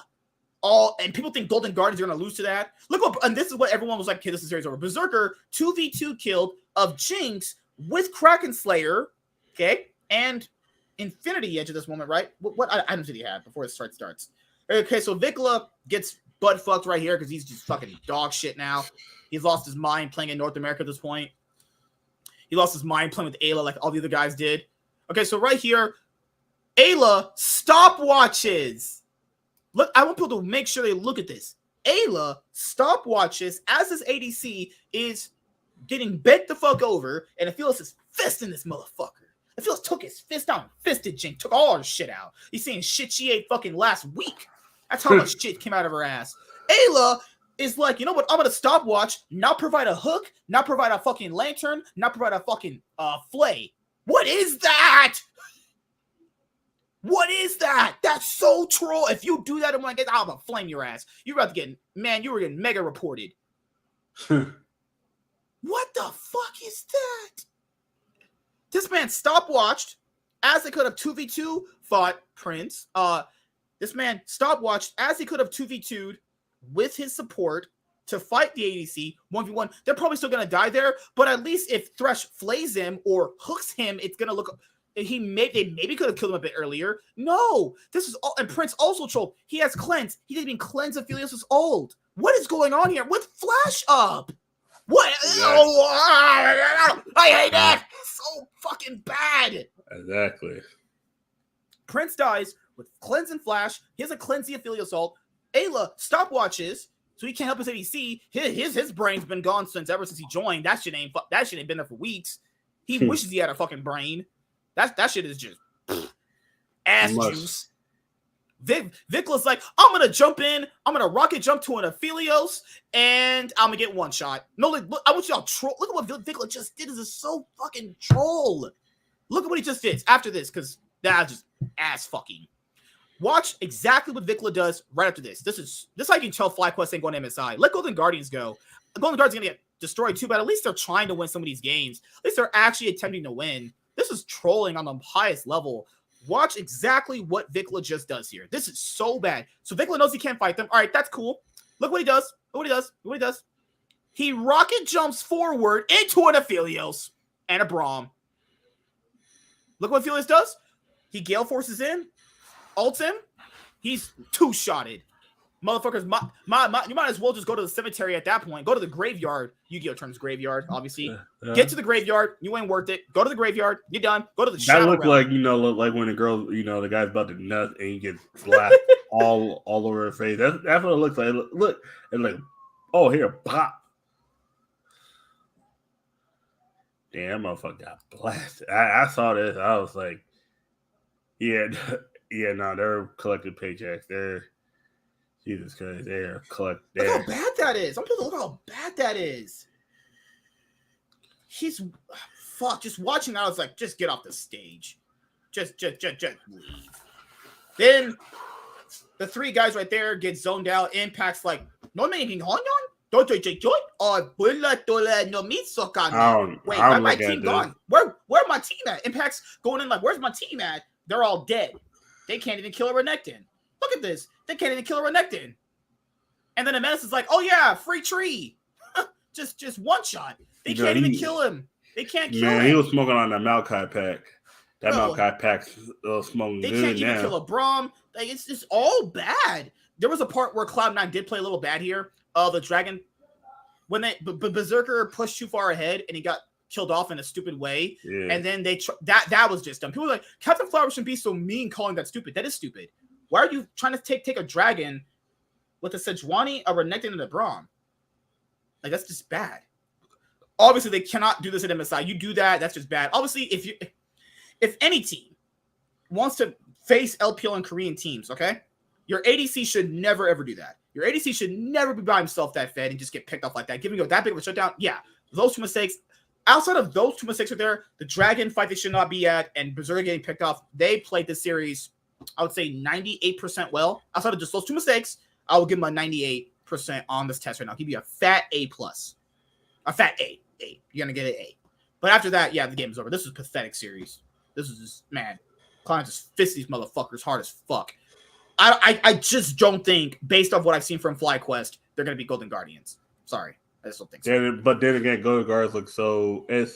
It's like, I think the real series was Golden Guardians versus 100 Thieves, because that could have went the other way. That was the real series? That could have went the other way real quick, because think about it. Like, if 100 Thieves had actually beaten Golden Guardians, I feel like they could have beat FlyQuest again. I feel like that was their moment to beat FlyQuest. If they're playing that bad... No, sorry. 100 Thieves would have faced EG. My bad. And then I feel like they could have beaten... Because Beerson said they lost to him in scrims, but it was kind of shown that if 100 Thieves have a certain comp and they play it out well, the way they could win. I think EG was just tired. We saw them, remember, twice. We saw EG twice with 100 Thieves, game at the end of the series, game at the end of the week, and a tiebreaker game, lose to them twice. Now, yes, Beerson did say they beat them in scrims a lot, but we did see that they did beat them.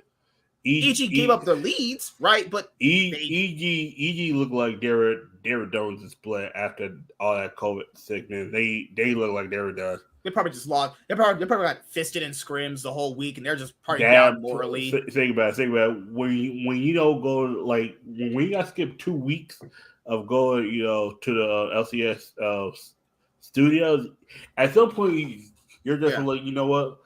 We'll take this split off, just come back in the summertime, because look at the morale of those guys. The only guy that looked happy was Someday to a certain degree. Inspire looked out of it. JoJo is JoJo. That's me. It's whatever. It's had an up and down split the whole spring. FBI was like. I think FBI just lost faith in the team. I still don't think I still don't think he's bad. We saw him play. Who saw the player from last year 100 Thieves that was going to do the best with Huhi? Who the fuck saw that? Ain't that a bitch? He was the worst player last year besides Abadage. Well, you did say. Remember, you said this. You said it was the environment. If you're not part of a good environment, you might look worse. That's why to me it goes Huhi closer. I think the team had to be split up. I think Abadage mentally was out of it. I think after that final game, and then when he didn't get top, all pro, he was mentally out of it.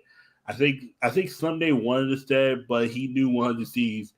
They were pushing too much for tenacity, and sometimes your team so on value. That angle, this is the thing, because they do scrims, right? Because people keep saying, why did they play tenacity when somebody was playing bad? Guys, here's what they did. They did do that. What you're saying is what they did. He just did very, very bad. That's what they didn't play. Tenacity did. They probably played him. They probably gave him a full scrim set against any team. They probably gave him a full scrim set. They probably did do that. He was just not good. And they were like, you know what? He's not good. Somebody's playing bad right now, but I'd rather have somebody at his worst than have tenacity at his best. This is what it was. It was tenacity was playing good, but just not as good as Someday. And that was the thing too. It was, and they probably looked at it and went, well, Someday's peaks are higher than this guy's. Yeah, obviously. So yeah, he's not. They banked on Someday bouncing back, then tenacity playing well, and that's something. And that's also something to the point where if you already didn't believe in tenacity, then giving it the spot now that's some hand-me-down, because that's some hand-me-down shit right there, dude. They're like, well, we didn't want to entertain Sunday's contract anymore, so we'll just kind of get the issue is this: they saw how good he was against the people in Academy, and they were like, okay, he's waxing people here, but you got to realize. You know who's in the LCS Challenger finals right now? Mm-hmm. Cloud9 and Dig. Oh, and see, Diggs, and even I think I forgot who said this. They said Diggs, Academy team, Challenger team, whatever. They scrim. Did I not say that? Did I not say that early in the split? Did I not say that? Why don't they just play their Academy team? And to be fair, I said minus the mid laner, obviously keep Jensen. Yeah. It can't get worse. Diggs' Challenger team plays better than Diggs' actual team, like their main team. They say Jensen's the only piece on. Ian Santorn has flashes where he's top 5 jungler, and there's times where he looked like he's just done. Our moot is garbage, apparently to what people on Reddit said he's. No, because like if you're a 10th place team, because this is my mentality of it. If you're a 10th place team, I don't know what you're trying to do, but replacing your entire team at the start with your academy team to see what else might work? It's not the worst thing. You're 10th place. No, literally, you're 10th place. What you got to lose at that point? What, not going to playoffs? You're already that's hard. That ship's been sailed. It was been sailed that they weren't going to go to playoffs anyway. Why not give their academy team a chance? You're 10th place and your academy team is second place. Here's two things that can work. One, they go on stage, maybe they might get a few more wins and they might look good doing it. Then another thing happens. Maybe another org sees that and goes, hey, can I buy that player for my bad team? Then you have a priority. You either sell that guy or play that good player for yourself. Now you're validated in bringing up those players. Or at worst case scenario, they go on stage and they get fucking ass fisted. But I don't think it could be anything worse than what we already saw. That's the point. So would you rather keep playing these guys playing bad or flip a coin like Two-Face does and go, hey, give the academy team a chance and see what they can do? That's what they did for Blabber. So Blabber originally came into Cloud9. They were playing really badly in a certain split because of decisions that I'm going to go over right now. They were a 10th place team. They played Blabber. They beat Team Liquid with Double Lift, Pole Belter, best team in the league at the moment, won against them. They're like, you know what? You're our starter. Yeah. Bruh. I tell people, why not give their academy team a chance? What could be worse? Watching Armut play or watching Hoon play? It really doesn't matter. They're 10th place. Not what I meant. If they're 10th place, it doesn't matter. You might as well roll the dice. It's not getting better from what I'm seeing right here. You know what it is? It's just nepotism. They probably like those players more. They like the narratives with the players more. They like the history around those players more. So they'll play objectively worse players in the moment and then still sabotage themselves. Man, this league is fucked up. This league is bad. Keep in mind, that happened, guys. They'd rather play objectively worse players on stage than be wrong about their academy team. Remember, guys, they could have just played their academy team, probably spent less money on their main competitive roster and got a little bit better results. Tomo plays now on Cloud9 academy team. Tomo? Yeah. They should have kept Tomo with Diamond. And you know why Cloud9 bought him out before Cloud9 bought him out before do you know why people thought Ayla was really good I thought Ayla was good last year. I admit that. I still thought he was good, but he was good when he was playing with Yeon. People need to stop breaking up certain bot lane synergies. If the bot lane synergy is really, really good, why not just keep it together then? You're going to get two strong players. Better. Ball looks somewhat better, but no, this is for Teal Academy for last year. Oh, okay. This was for Teal Academy when Yeon and Ayla were dominating Academy. It's like, why not keep them together? But they like Core JJ more, so they're going to give him the more better playing time. They're going to give him the starting spot when it's like, they played with Ayla and did well with Ayla, though. You know that effect that Winsome had on FlyQuest? Ayla had that when he was playing on Team Liquid. When he played with them. Like, what is this? What league is this, dude? I think Team Liquid should have just picked up Prince instead. That probably would have worked, too. Not going to lie. That sounds kind of good.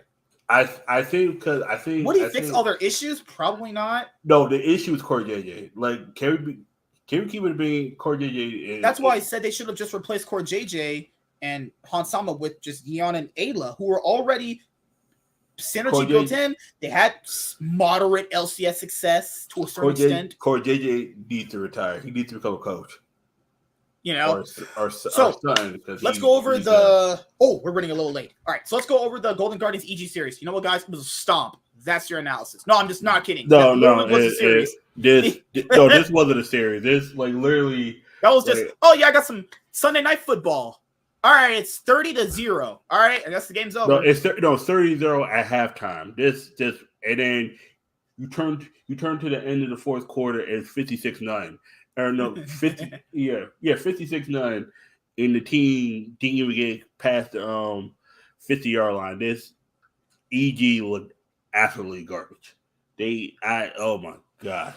I mean, there's flashes where they look good, but my god, go to Guardians. This is my thing. The only thing that I'll say about the EG players, and I'll go over the series more when I'm doing my recap video because we're running a little late right now. Is the best way I'll say it is. I wouldn't give up on this team yet because there is still so much here that maybe in summer they could probably – I say maybe in summer this happens. Maybe in summer they get over their issues that they had and they can effectively push past those issues because their biggest issues is making – it's not that they're bad players, though. they keep making dumb mistakes. That's why they lose. They make dumb mistakes. Like mistakes that are definitely fixable, but they keep doing them. Reason why is maybe they're thinking, hey, we're veterans, we've had success, we'll just kind of fix them. No, people need to stop banking on this past shit they've had. If you're not good at something, whether you've had success getting over in the past, work on it and retry and do it again. Because people that think that way, remember, they had those issues with another team. This is a different set of players together with those issues that are easily fixable, but you need to deal with this group of players, right? It's part of JoJo's synergy is really bad, just horrible. It's been bad ever since they were together. It's bad this year. It was bad last year. That's not changed. It's not ever going to change, actually. Yeah. I'm not going to give up on FBI. He did look really good for the most part of this year. So but I think it seems like Vulcan and FBI synergy isn't as clean as it was when the split started. Yeah. I don't know what happened with it because they look like one of the best bot lanes themselves when the split first started. I think that whole thing was maybe it's the Danny situation was bad for them. Danny thing plus the whole COVID thing. I think them staying in the house for like 2 weeks. I think they got to a point where they were just physically out of it. They just like look at maybe they were concerned. The factor in they're scrimming, they get COVID. They probably start to scrim when they're doing COVID. They're burnt out. It's Go look at their game. Just look at the whole set of game. And just look at their not posture with the body language. Edge. These guys didn't look like they wanted to be there at all. They look like all right. They look like they were done. Now, let's predict for the LCS 2023 Spring Split Finals weekend matchups. Evil Geniuses, Golden Guardians versus FlyQuest in your third place match. Winner of this match goes to MSI with Cloud9. Cloud9 already auto-locks going to MSI from beating FlyQuest in the upper bracket semifinals matchup, actually.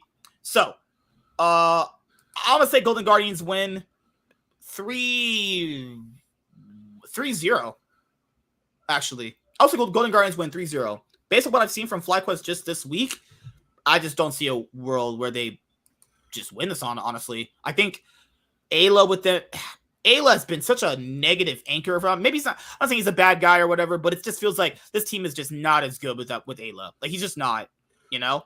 Vikla's been playing pretty bad for the most part. Outside of that 100 Thieves series, he's been playing pretty bad for a while at this point.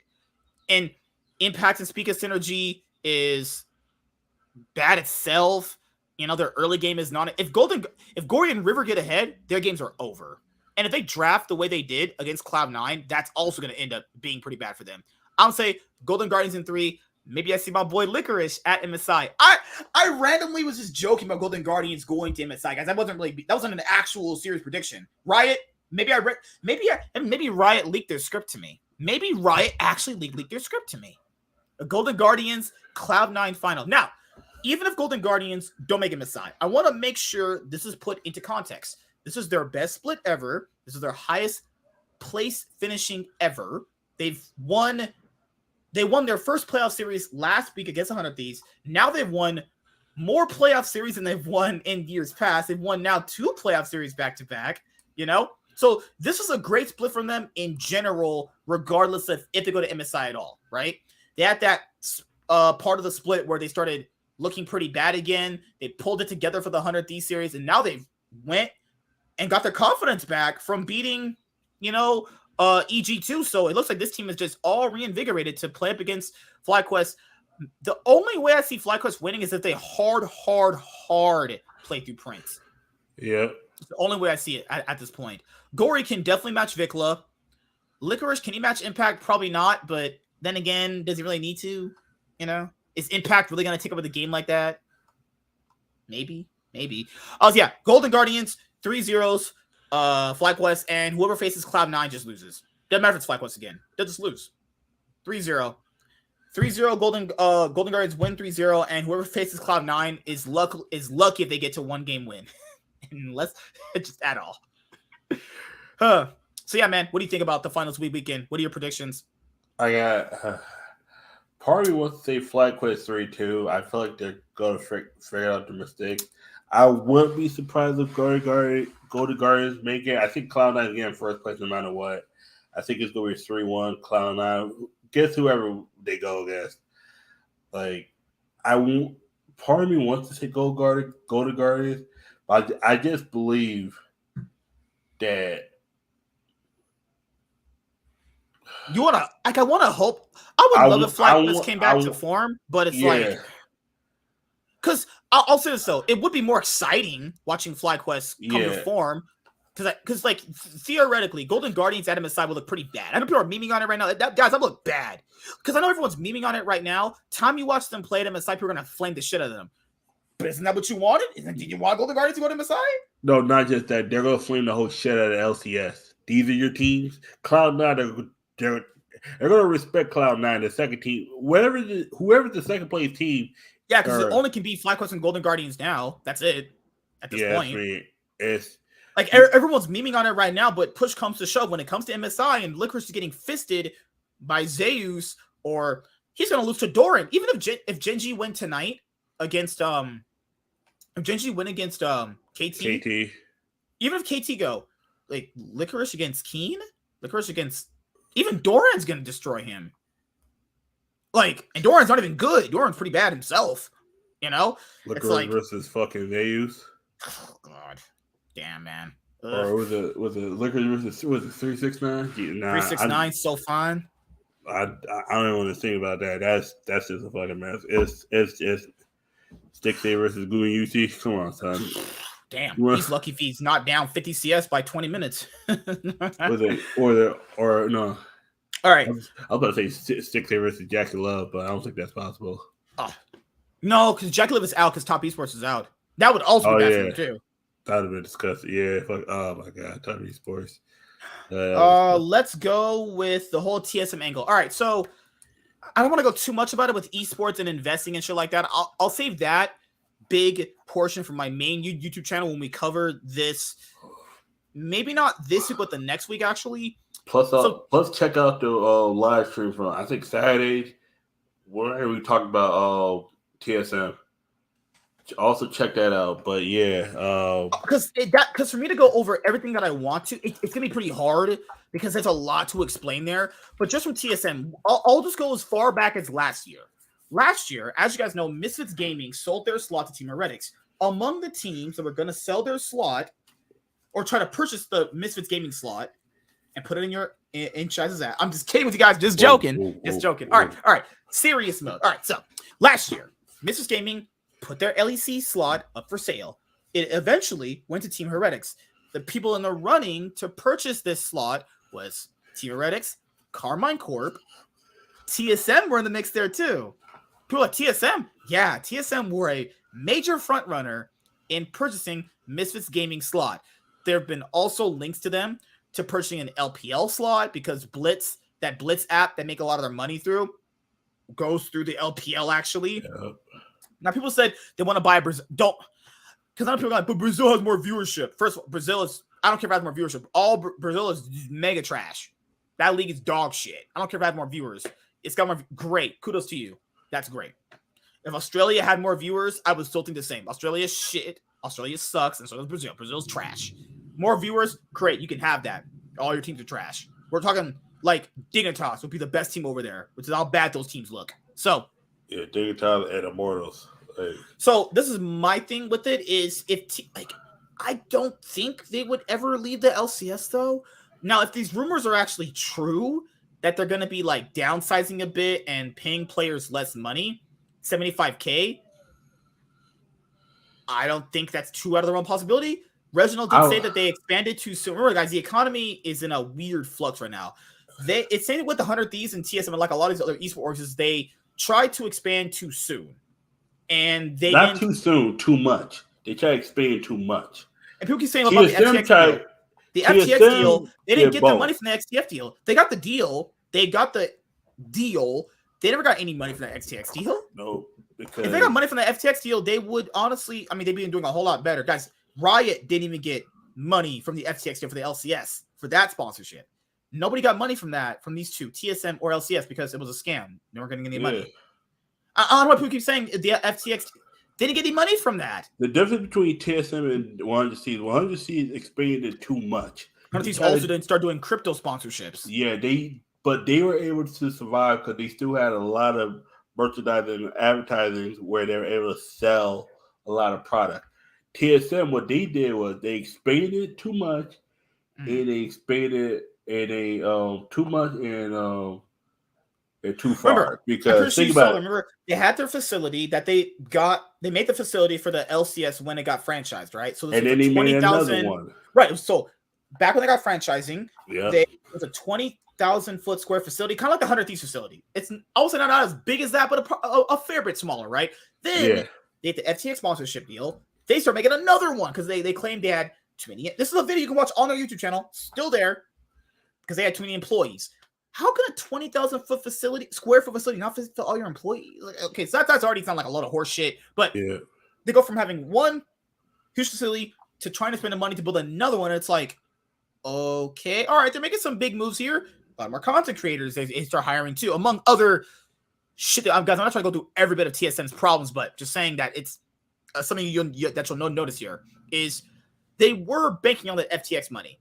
They were. Because that's why they would be expanding for it. They expanded with the hopes of we'll have this money to back up all the expenses. Now, FTX goes under. Obviously, it was confirmed to be a massive, massive scam, on like a pretty big level here. And you're thinking to yourself, would TSM ever leave the LCS? I don't think they would. I just don't think they would. But I wouldn't.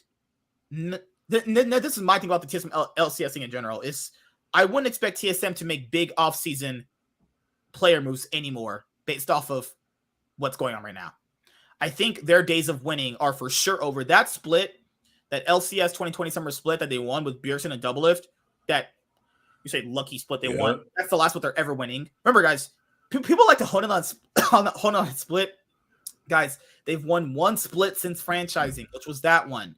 They've not won a split since franchising. Franchising happened in spring of 2018. You know how many titles they won before franchising? 7. You know how many they've won since franchising? 1. Sorry, they won 6 before franchising. They won 1 since franchising. They won 7 total. They're currently still the most winningest org in the LCS, and I think Reginald's probably thinking, we already won LCS enough. There's nothing more to be gained here. And to be fair, it's not really wrong with that perspective, though. I can't really say he's wrong. I don't like Reginald that much, but I can't say he's wrong with that. They've already won LCS enough. And it's like, what is there more to win? It's like you win an LCS trophy, you go to international events, you get destroyed, and everyone flames you. It's just kind of how it works. What do you think, man? Before we go over the TSM article, like for just the general stuff you've seen about TSM. TSM did way too much, way too soon. They overexpanded way too soon. They because they realized, oh, we got $210 million. No, you got $210 million coming in. That's like when someone says, all right, cool, I'm going to give you this money, but you don't get the money until the deal actually goes through. That's when you don't have $210 million. You have a promise to get $210 million. That was the issue. And then, crypto, it's not going to scam. I'm like, you're aligning yourself with a company that doesn't have crypto, but if it holds crypto, that can't go wrong. In Europe, I'm like, okay, yeah, this is gonna fail bad. Okay. And in my opinion, I'm like TSM right now, what they need to do is every player that is getting paid over a certain amount, like salary, they need to sell them off. They got to sell off everybody, bring up their academy team. This is what I would do. I would keep the League of Legends main team, get rid of the academy team at this point. Like, or you got to have people on there. They're going to have to pay their players off the industry minimum. Like this before, it's the $75K for industry minimum. They're paying their academy players definitely the other lower industry minimum. That's why I say they got to have academy players, and then they got to have academy players come up, and then they got to do what SK Gaming did.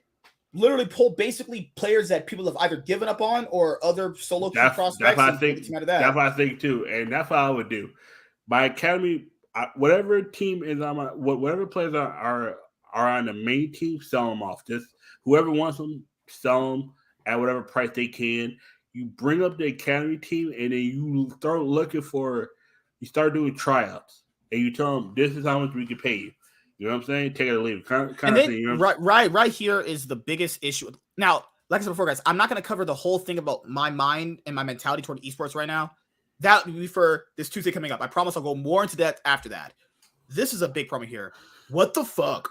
Why? Esports is more profitable than it's ever been. All these companies pulling out must really not know how to manage their teams. And it's idiots like this that make it all, that give you this false sense of security that was never there to begin with and was only just sold on big fat lies. But more of that, we'll go over that on Tuesday. All right, so here's the article. Now, I'm saying the reason why orgs don't want this stuff coming out is because more or less so either this was the case and information just changed, because it happens too in journalism. Really understand, information just changes. That's it. You know, something really can be true. Something actually can be legitimately true, but there's also the case of maybe something happens to the point where X person changed their mind. I do want to keep that obviously opened. Now, I'm going to bring up Reginald's response tweet to this too. Of course, guys, Reginald's going to come out and defend this, obviously. Like, obviously, why would he not? You know? So, we're going to go over his tweet after we reread this. So, it says over here, TSM could sell LCS spot and will pause several esports divisions, according to a report. Okay? TSM might be looking to sell its spot in the League of Legends Championship Series and is ceasing some of its other esports investments, according to a report from the Sports Business Journal. So people can't say it's...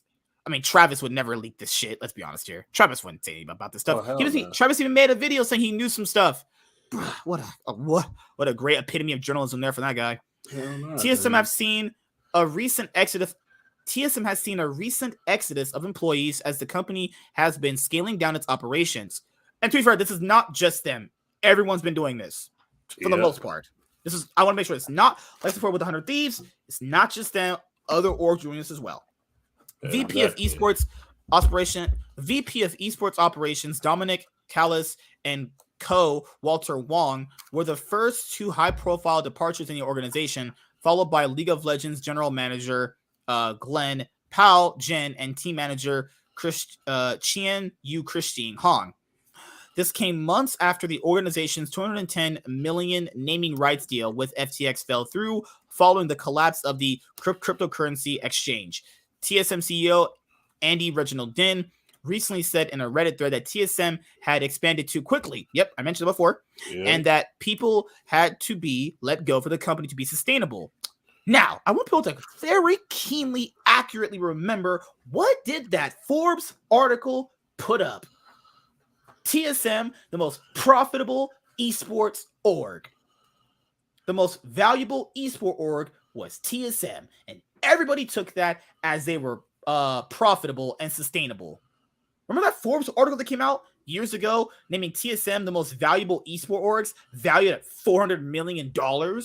Remember that, everybody? Yeah. Oh, you guys remember that? Because it was a fucking big thing that put esports pretty much on another level. Oh, wait. Now more venture capitalist people are going to come into the scene and start funding more of these orgs, because if TSM is valued at $400 million, gee golly willikers, fuck me in the pussy, I'm going to give Reginald all my money, you know?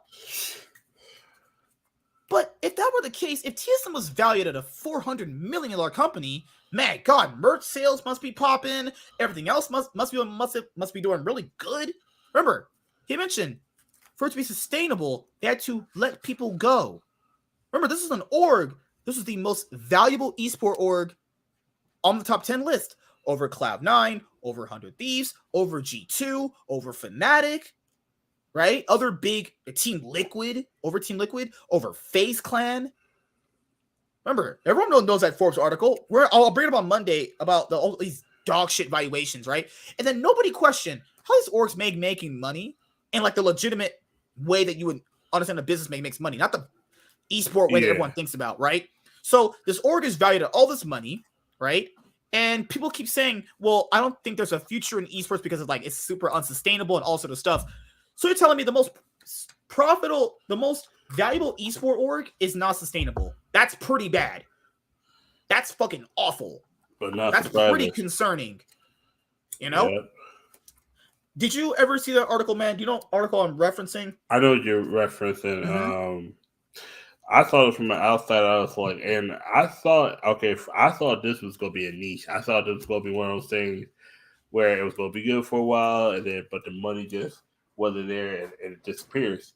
It's been going on for 10 plus years. I mean, I think there's money there, but it's like most leagues. It takes you getting TV deals, getting big sponsorships. And Yeah, so I'm not trying to be mean to anybody here, but a lot of these orgs. Okay, so a lot of the orgs, guys, please, this is all constructive criticism. This is not political. I want people to understand it's not political. We do not really talk politics here. A lot of the orgs definitely swing into the political camp on Twitter with certain things. They like kind of don't lean into it heavily, but you can kind of tell based off their posts. FlyQuest literally FlyQuest, a joke of an org, did a thing where it's like trans rights or humans right, that kind of thing, right? Now, not getting into that, but I'm trying to get you to understand this point here, which is pandering to this group of people. I'm just going to be honest here. People are broke. I'm just being honest here. A lot of the leftists that are in the community, not just left being because they're just like big giant leftists, like all politics. Most of them are just on Twitter, acting like activists, ain't got no job, broke as fuck, living with their mom, not going to college, no job, just on Twitter, streaming about bullshit. And the orgs, you're trying to get these people. They don't have money. They don't got no money.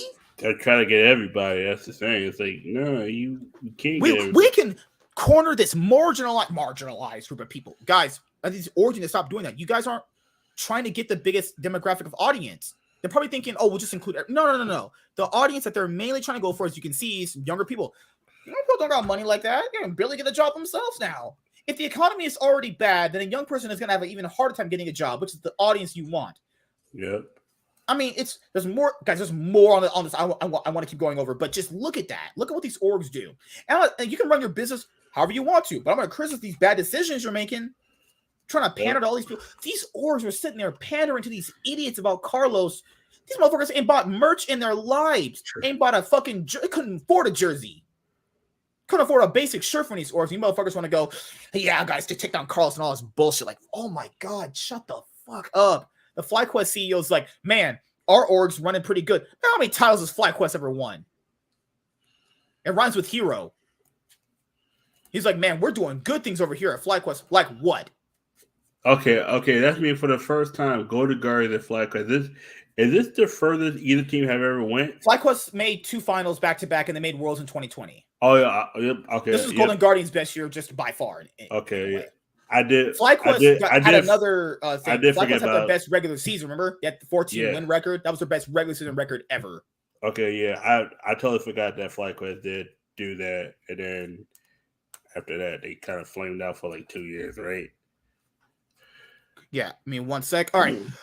Okay. He also said he would release an update on the company situation in the next 4 or 5 months. TSM, to see some esport efforts, might sell LCS spot, but the cuts in the organization will be much greater, according to a report from the Sports Business Journal. The publication has reported that TSM might be putting its LCS spot up for sale and will pause some of its other esport operations. All right, so now you have the original tweet that comes out. So, article says they're not committed. He says they are committed. You know what that is? That's what politicians do. That's just blatant misdirection. Yeah. He says, we're planning on to enter CSGO sometime later. Blatant misdirection. They ain't talking about none of this shit here. Ain't talking about none of that shit he's talking about. None of this. He's talking about entering CSGO. We're evaluating blah, blah, blah, blah, blah, blah. Literally blatant misdirection. Also, it doesn't help Reginald. Reginald, please, for the love of God, think. For the love of God. I know he pays people. This article was made on, what's the 29th? The 31st of March. Okay. Yeah. Reginald makes his tweet on April Fool's. Reginald, at least wait until April 2nd so people actually think there's some validity to this. You can't be that stupid. Nobody is this stupid. Cause if you see, like, I saw that yesterday, like, get the fuck out. I thought that was April Fool's. That's why I didn't even take it seriously. And he said, no, it's real. It's true. I'm like, okay. Let's look at all the teams they have. Okay, they got girly field teams or players in Valorant, League of Legends, Apex Legends, Fortnite, Super Smash Bros, Melee, Teamfight Tactics and Dota 2. I'm telling you right now. Also, let's put a pause on that really quickly. How much money, bro? Downsizing esports like Smash Brothers. They have 2 players in Smash Brothers. How much you downsizing? You cutting one of them out? No. I'm gonna tell you right now.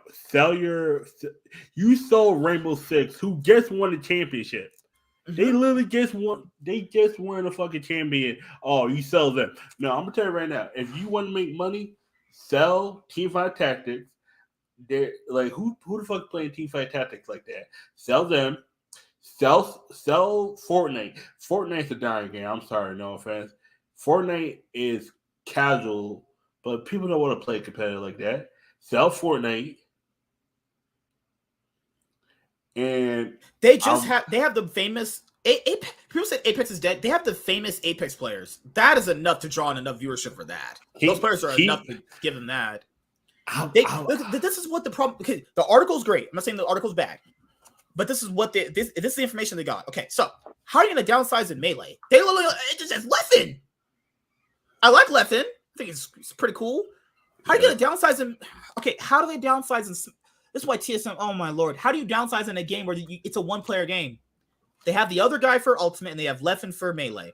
What do you downsize? Do you get rid of the other guy? No, Melee. They're not getting rid of Leffen. I promise you, they will not get rid of Leffen. That other guy is gone, probably. In my opinion, because they get rid of Leffen. Oh my god! I was thinking, why didn't they just say Ultimate and Melee? Because those are 2 separate games. Ultimate and Melee are not the same thing. That's me. Right. Unless they already sold the Ultimate team or Ultimate player. To me, Fortnite, they gotta get rid of that Fortnite team. Who watches competitive Fortnite? More people.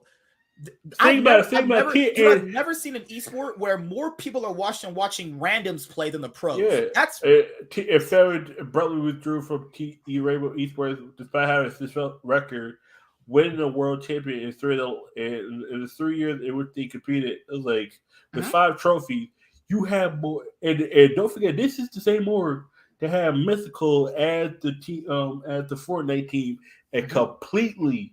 And this is why the reason why I was never a TSM fan and I'll never be a TSM fan because of the Fortnite, the way those players were treated and the way they just collapsed.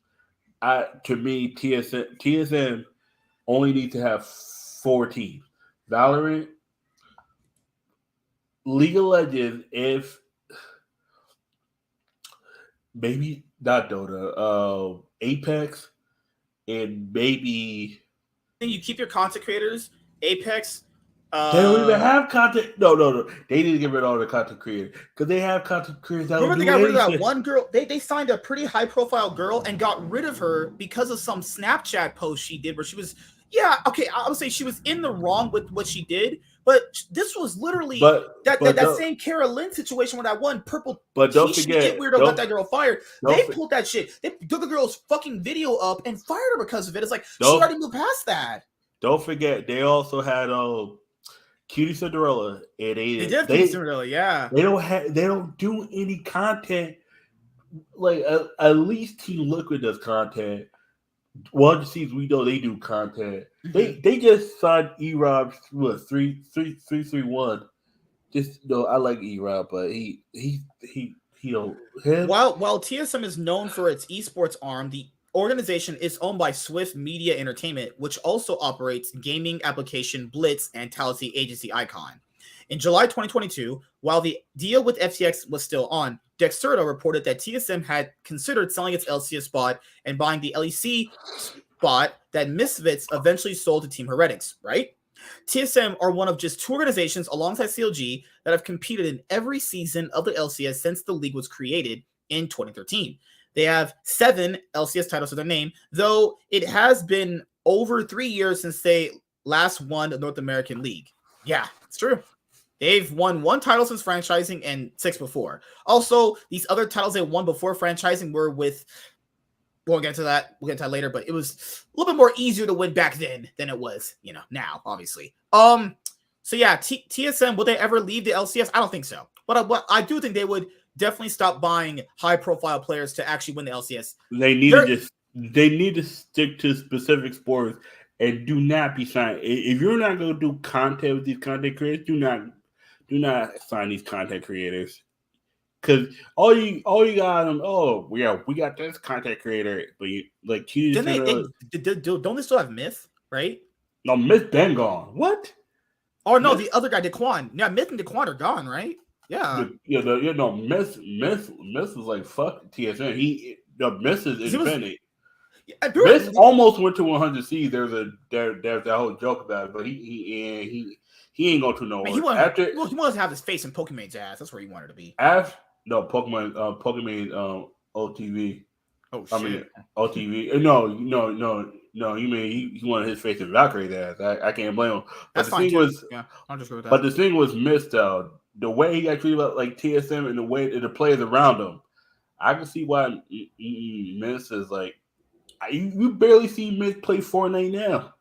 Like that literally just if that doesn't tell you Fortnite is dead as a competitive esport, I don't know what is then. No, Fortnite, dude, I literally just watched a video about how about Myth's like decline in Fortnite, and then Fortnite started dying like during the pandemic. And the thing is too, it's crazy because it came off that high of that one player winning that prestige event that everyone knows. It had the highest high of peaks, and then it's been on the steady decline, honestly. Ninja was up there playing it and all that. It was probably Ninja versus Myth. Everyone was playing it. It had it still has I played it for a minute, but I just never cared for it. And then this is what it was. Mm-hmm. It was a fad. The issue is it was basically kind of like Overwatch too. Overwatch is the same way. It was Overwatch, but the reason why Fortnite, in my opinion, fell harder. Matter of fact, you could do a whole video about that if you ever want to do that. But to me, the quick thing, it became too much like Call of Duty. It became the other games it wasn't supposed to be. It was supposed to be a fun interaction game where you shoot other people at, but you're also building buildings, and you're supposed to be this innovation game, but then you out here just literally just become fucking Call of Duty. You literally just become Call of Duty at some point. It's like I could just go play Call of Duty if I want to play Call of Duty. Yeah, the difference with those, or just play CS:GO. That's all you need to play. Yeah. Or it's like I don't. That was the thing. Fortnite tried to become something it wasn't, and that's what killed it, in my opinion. Also, I think people were hugely on investing into esports then, and just people were building. It's not. Remember, it's that one game, Heroes of the Storm. Yeah, reminds me of that. People invest too quickly, too soon, thinking that there's going to be a long-term audience there. When a lot of esports, League is just one of the more luckier ones. Not all of them have that big audience that is just going to be dedicated to the game just like that, you know? Yep. League is just like StarCraft and CSGO and Halo has it. There's not many of those games that have a dedicated following that'll stick with everything the game has to offer. Yeah. A lot of games just come out. They're just only good for a certain amount of time because people get tired of playing those kind of games in Switch. And they're like, you know what? Maybe the grass is greener over here on Overwatch and then Fortnite. And you realize, man, it really isn't. No, because it's just the same game with just new better looking graphics. And then once that company that you like of the old game make better graphics, you just go back to the old game. And this was Reginald's thing. Plus, also, real quick, Mm-hmm. like people, Fortnite's free, but then all the macro or the micro transactions just kill you. Like people rather pay $70 for a game, but have little to no microtransactions than pay a game that's free, but then have microtransactions where it costs you damn near $5,000. It's like, right, it's a trade off that people realize they didn't know was happening, and then when they realized, oh, I can just play this game, they did, and they moved on. Reginald, this was his tweet. TSM is committed to esports. We're planning to enter CSGO sometime later this year. Sure you are. Which is a larger investment than all the games we've left combined. What the fuck is that? I'm gonna have a stroke reading this. TSM is always evaluating what esports ecosystems are best to invest in and will continue to enter and exit games. So you're basically just, what's that game you used to play as a kid? Hot Potato? It's kind of what they're doing. They're just, okay, so if they're evaluating esports ecosystems, so I can't go over the reason why they left the CSGO scene the first time. That's another, I feel like it's always in drama. That's another different situation to go through. I think I remember why, but I remember why. Yeah, and I was like, man, This is why I don't fuck with TSM. People say, "Oh, you're secretly a TSM fan." Nah, no, I just know the drama because I know the thing is, I remember looking at League of Legends. I was like, okay, I thought this game was going to have a peak. I thought the peak was 2018. I thought the peak was right before COVID. This is how you can tell this tweet is full of bullshit after time. Yeah. Oh, I hate these people. Reginald said, we expanded too soon. He said that not too long ago. That was probably about a few months ago he said that. We expanded too soon. Too much. And then they're planning on entering CSGO, which, the salaries in CSGO are much bigger now compared to what they used to be based on what Thorne said. The salaries are much bigger compared to what they used to be. He's full of shit because you can't enter CSGO but say you don't got money. Like that's like saying, oh, I don't got money to pay rent, but I'm gonna go buy a pair of Jordans. Like, nigga, what? It's the Yu-Gi-Oh players who spend like $500 on a fucking deck, knowing they need that money for rent the next week. You know, rent and soap and water. Like, wait a second. You're gonna buy a $1,200 deck, but you got rent paid next week. Okay, all right. Don't ask me for money. I tell people, do not ask me for shit. I will not give you money. Because remember, Reginald made that thing where he said we expand. It was a Reddit post. Everyone's seen it. He said we expanded too soon, too quickly. So if they expanded too soon, too quickly, why am I? What? I know I have to explain this because we're doing a show and doing a podcast, but it's like, guys, listen, understand what I just said. He himself has said they expanded too soon, too quickly, and they're going to expand to CSGO.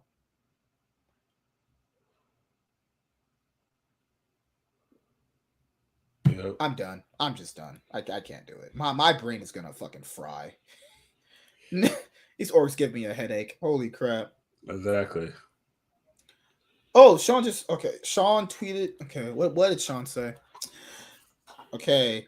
Your first ever North American Challengers League champions is Cloud9. Oh, okay, that's awesome. That's cool. Yeah, Cloud9 might be the first team in a while to win both Challengers and I don't know. It's the first time it's gonna be first.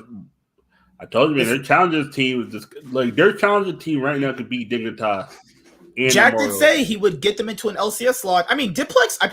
I didn't hate Diplex. I thought he was okay. He was pretty solid, but Diplex was better. He's sad how this entire roster would probably perform better in LCS than Dig and Morals and TSM. God damn it, Cole, you read my fucking, or I read your mind. No, that's true. No, it would. Dude, the fucked up thing is Dignitas's Challenger team is better than their Academy.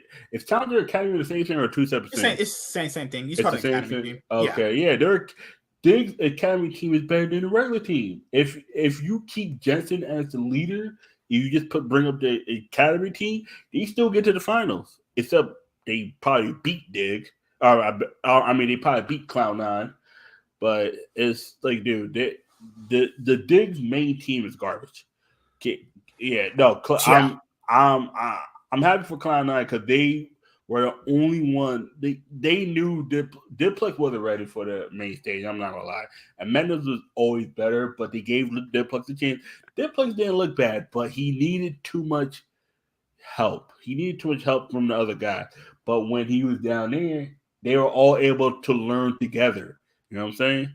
Mm-hmm. Diplex was able to.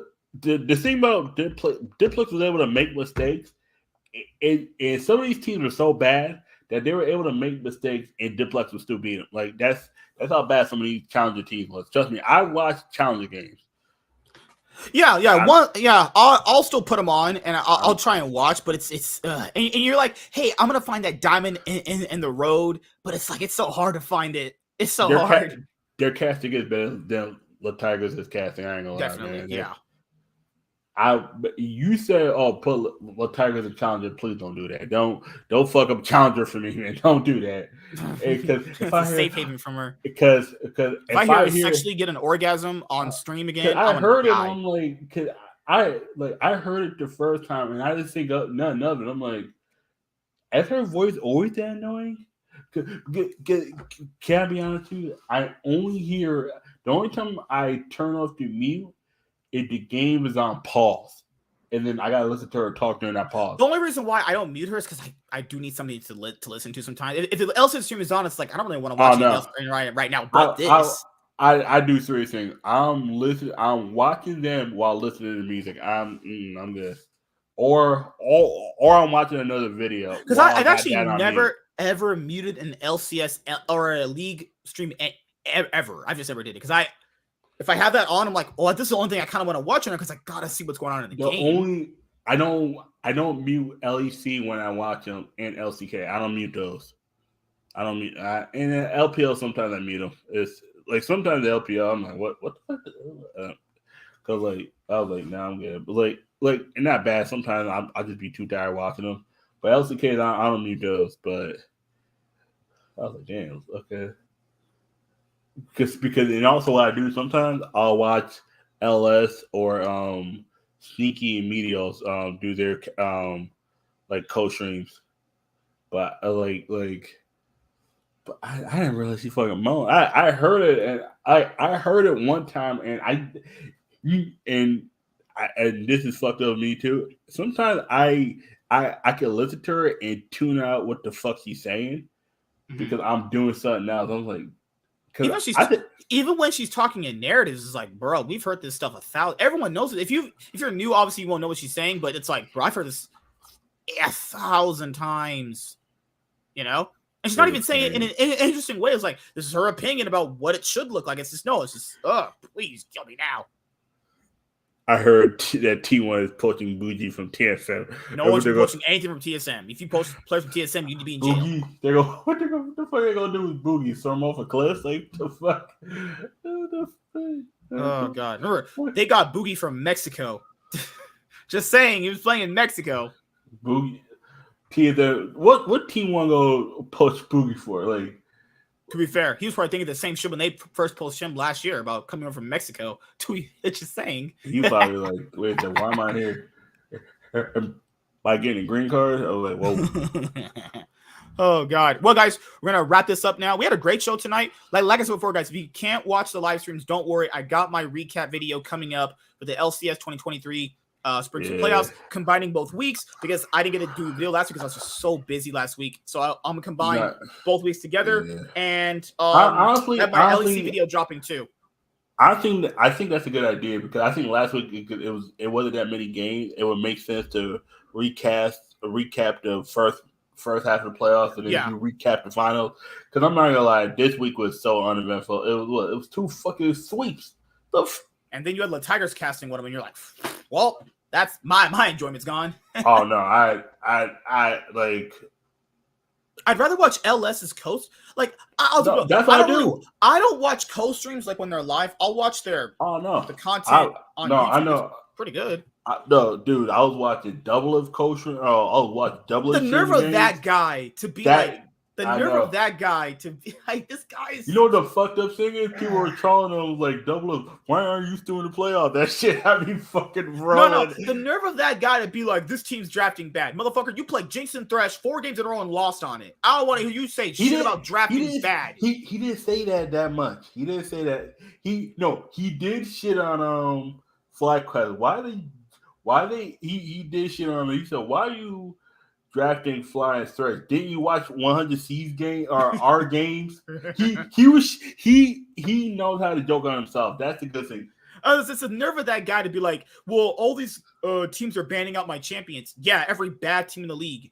That only happens for the bad teams. But then you're giving freaking Busio Thresh like, no, they'll do that. Oh god. Because he was like, man, all these teams are banning me out. Yeah, Dig, IMT. You told them, oh, you guys should really start banning champions I play. You told them to, motherfucker. Yeah. Double.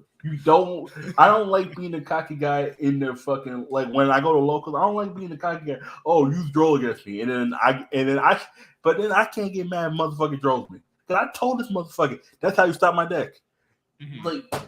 Like double if you can't like, oh, why do people stop my champ? Because you told them, oh, you guys shouldn't let me have Jinx, or it's like, oh, they gave me Jinx, but then you have Busio play Thresh.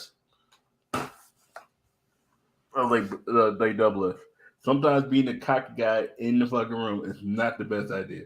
Sometimes just Just shut the fuck up. It's like, dude, this ain't 2019. No, none of these motherfuckers is afraid of you. Even Six A's not afraid of you. Six A out here with the fucking 1960s, 50s fucking hairdo.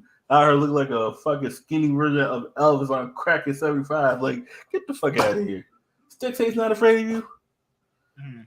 We know FBI ain't afraid of you. We know fucking Berserker ain't afraid of you. Prince adores the fuck out of you. Can't even diss you. Like, Ollie told him to diss you, and he can't because Prince loves you, man. He can't also speak English too, so I thought that does help. Because Ollie tried telling him to diss him, and Prince didn't know what the fuck she was saying, and it was like that. And then motherfuckers are not afraid of you, man. Lord Jesus Christ. And then you got and then you got Busio playing the wrong fucking role. It's like, oh Jesus, man. No, but watching his streams are fun.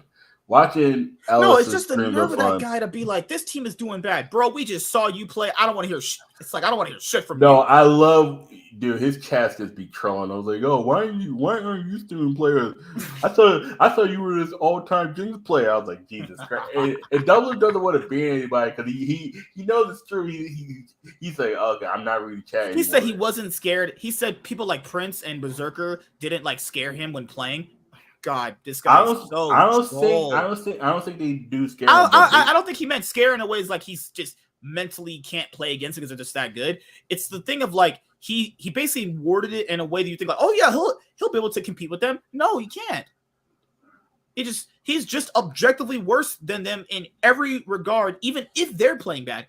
Like guys, here's how I look at it. If they're playing bad, it doesn't matter. His good will never be as good as their bad. Right, so his peak will never be as good as their peak based off mechanics, laning phase. His peak in 2018, he probably whacked these guys now in 2018, more or less. Yeah. But you think like you took 2 years off. Plus, the last time we saw you play, you got fucking fisted on TSM. Last time we saw us, because even before, it's like he wasn't the reason why. I think people gave him a little too much shit this split for the 100 Thieves performance. I don't think he was the direct reason why they didn't win. No, he was the only reason why they got. I believe him and Claude. You know why I don't trust him sometimes when he talks? Is because this man will be like, I don't want to play. This man literally said he will not play with LCS rookie supports. He literally said that. And then you play with LCS rookie support. It's like, dude, come on. And the reason why he said he wouldn't is because he's ever bad. That's the reason why he said, I don't want to play with LCS supports because they're just not good, except for like he named like Vulcan and like the ones that always did well, like Aftermoon, right? Then why didn't he go to fucking EG like we all thought you were? Because remember, he said he didn't want to do it. He was willing to play with the support from Vietnam over LCS supports and play on TSM in 2021 when he retired. Guys, remember that. He was willing to play with a player in Vietnam than players here. And wait a second. When he was like, no.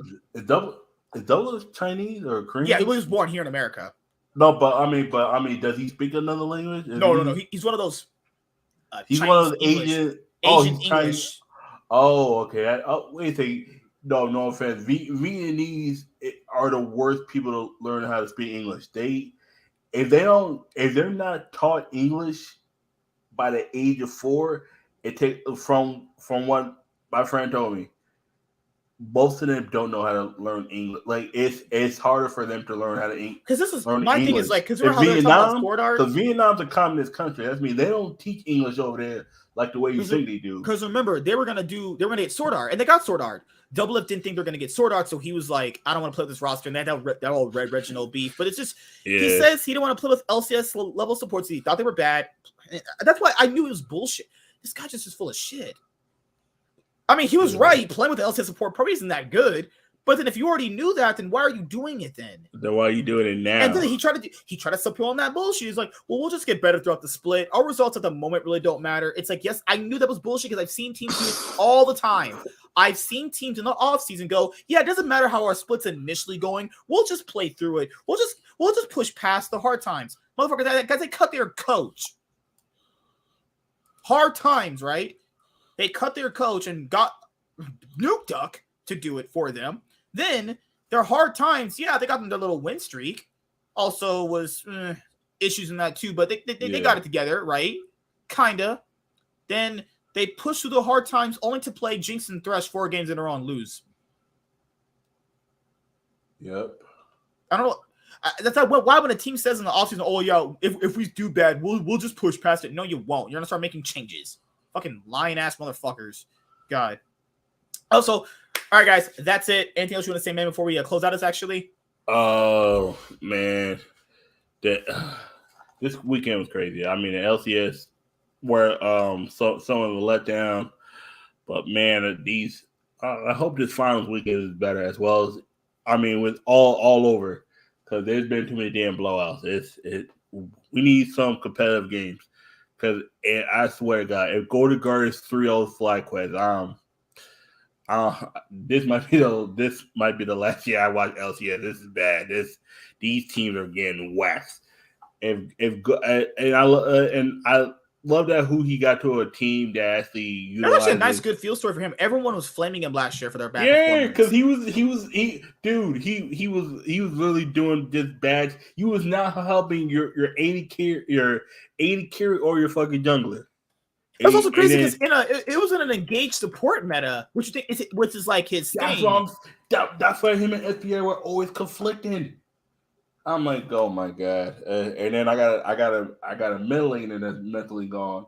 I got a jungler that's trying to keep everything together, and I got a top laner that's doing excellent, but his bot lane is awful. Well, you did say it was all the environment. Maybe it was the environment that made him sour on the team and not like playing with certain people anymore. Yep. You're saying, oh, these guys are friends until you start losing. I want to see how you're friends after that. No, you still could be friends, but at some point, it's kind of like the whole thing with Kevin Durant and real quick, Kevin Durant and Kyrie Irving. You could be friends, but realize this might have been a mistake. I think I'd rather preserve my friendship and not play with you, and then we play together, but our friendship's gone. Like sometimes you can't work or play with your friends or live with your friends. Sometimes it's like you need that distance. You need that separation. Sometimes you need to play against each other to have that competitive spirit. Because when you start losing, you start nitpicking why you lost. Oh, you did this. You start looking at that person differently. When you win, you overlook it because you only look at what you did right. And I think that whole thing during that whole final against Cloud9 leading into the Worlds was, I think, like at that point, I was like, yeah, now this team can't be fixed. There's just certain things that's I was like, okay, let's just move on. This is a great while it lasted, but let's just move on and do better. And that, but yeah, that was pretty much it. TSM. Yeah, we're gonna go over more of this like big esport thing. Yeah. I don't want to cover it here too much because we'll be here for another hour, and I can't do that right now because I got to get some stuff done. But yeah, stay tuned for this week. Nightwing Podcast Season 10 finale. Excited about that. Got a little bit of a surprise there and there for anyone who shows up. But thank you guys for watching so much. I know I've been trying to put up content consistently on this channel, but the only time I can do that is when we have, league season going on. So in the summer split, I will start doing it from week 1 for the LCS. That way you guys get more stuff going on. So yeah, all right. See you guys. So yeah, there's no LEC this week. So there's no show this week coming up on Tuesday because there's no LEC. Yeah. What we could do is we could just go over the LCK playoffs then. I guess we just do that. Do you want to do that? Okay. What? I'll be busy Tuesday because there's no Wednesday then. No, I work Wednesday. Oh, fuck. Unless it's late Wednesday. No, I can't do it Wednesday. Tuesday we do the Nightwing Podcast, so let's do it. It could be early. No, it could be early Wednesday, but I got to work at 4 my time, 1 your time. That's me. Ooh, okay. Yeah, because how about? If I get home early enough, I could probably do it Tuesday. But yeah, it would cut it too close. Because what about? Because I got to pay rent this Tuesday. What about Thursday? Yeah, Thursday's good. Yeah, I can do Thursday. Oh, Thursday's no LCS. Yeah, we'll just do it Thursday. There's no Thursday. LCS. Yeah. Yep. LPL. Right, perfect. Just a lot of. I'm gonna save the LPL because we have to save the LPL because LPL should be one of those where we just do a whole season recap, 2 hours. We just talk about why this team's good, why RNG is the number 1 team again, or something like that. Some RNG shit. is. Yeah, top esports is not so top anymore. They're actually at the bottom now.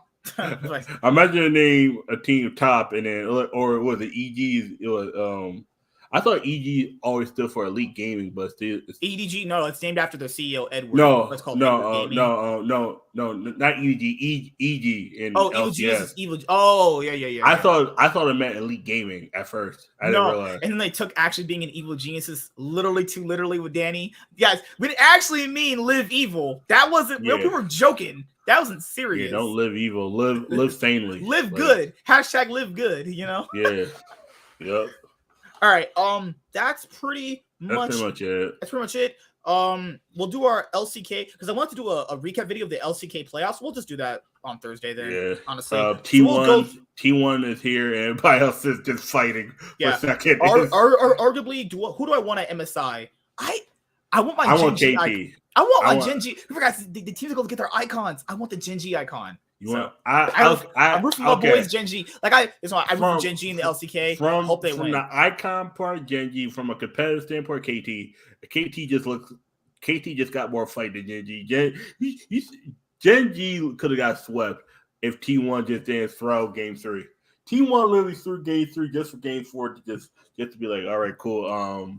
They threw game 3 just for game 4 to be like, all right, cool. Now we're playing for like. Nigga, what was game 1 and 2? Y'all wasn't playing for. Oh my god, fuck! And the thing here is, guys, I've been through years with because KT Rolster has like that CLG syndrome. When you think they're gonna win, they don't. When you think they're gonna lose, they win. That's why it's called a roller coaster. It's a roller coaster. There's more I can say about KT Rolster, but yeah, I do want Gen G to win because I support Gen G, so I like Gen G. But will they beat KT? I mean, I don't know. That should be a 5-game series. I think if KT play to the peak they did against T1, they can most likely win.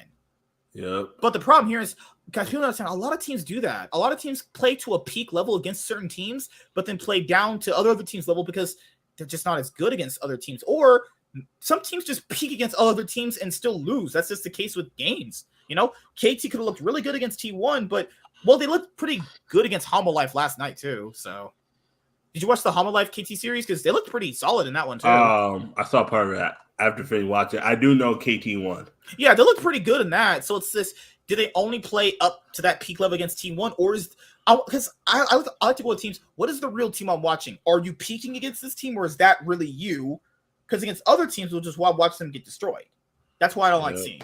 You know, so. All right, see you guys Thursday when we recap the LCK 2023 Spring Split Playoffs. So I'm going to have to go back and watch a good amount of them too. I watched a lot of them, but I got to go back and make sure I'm refreshed on them.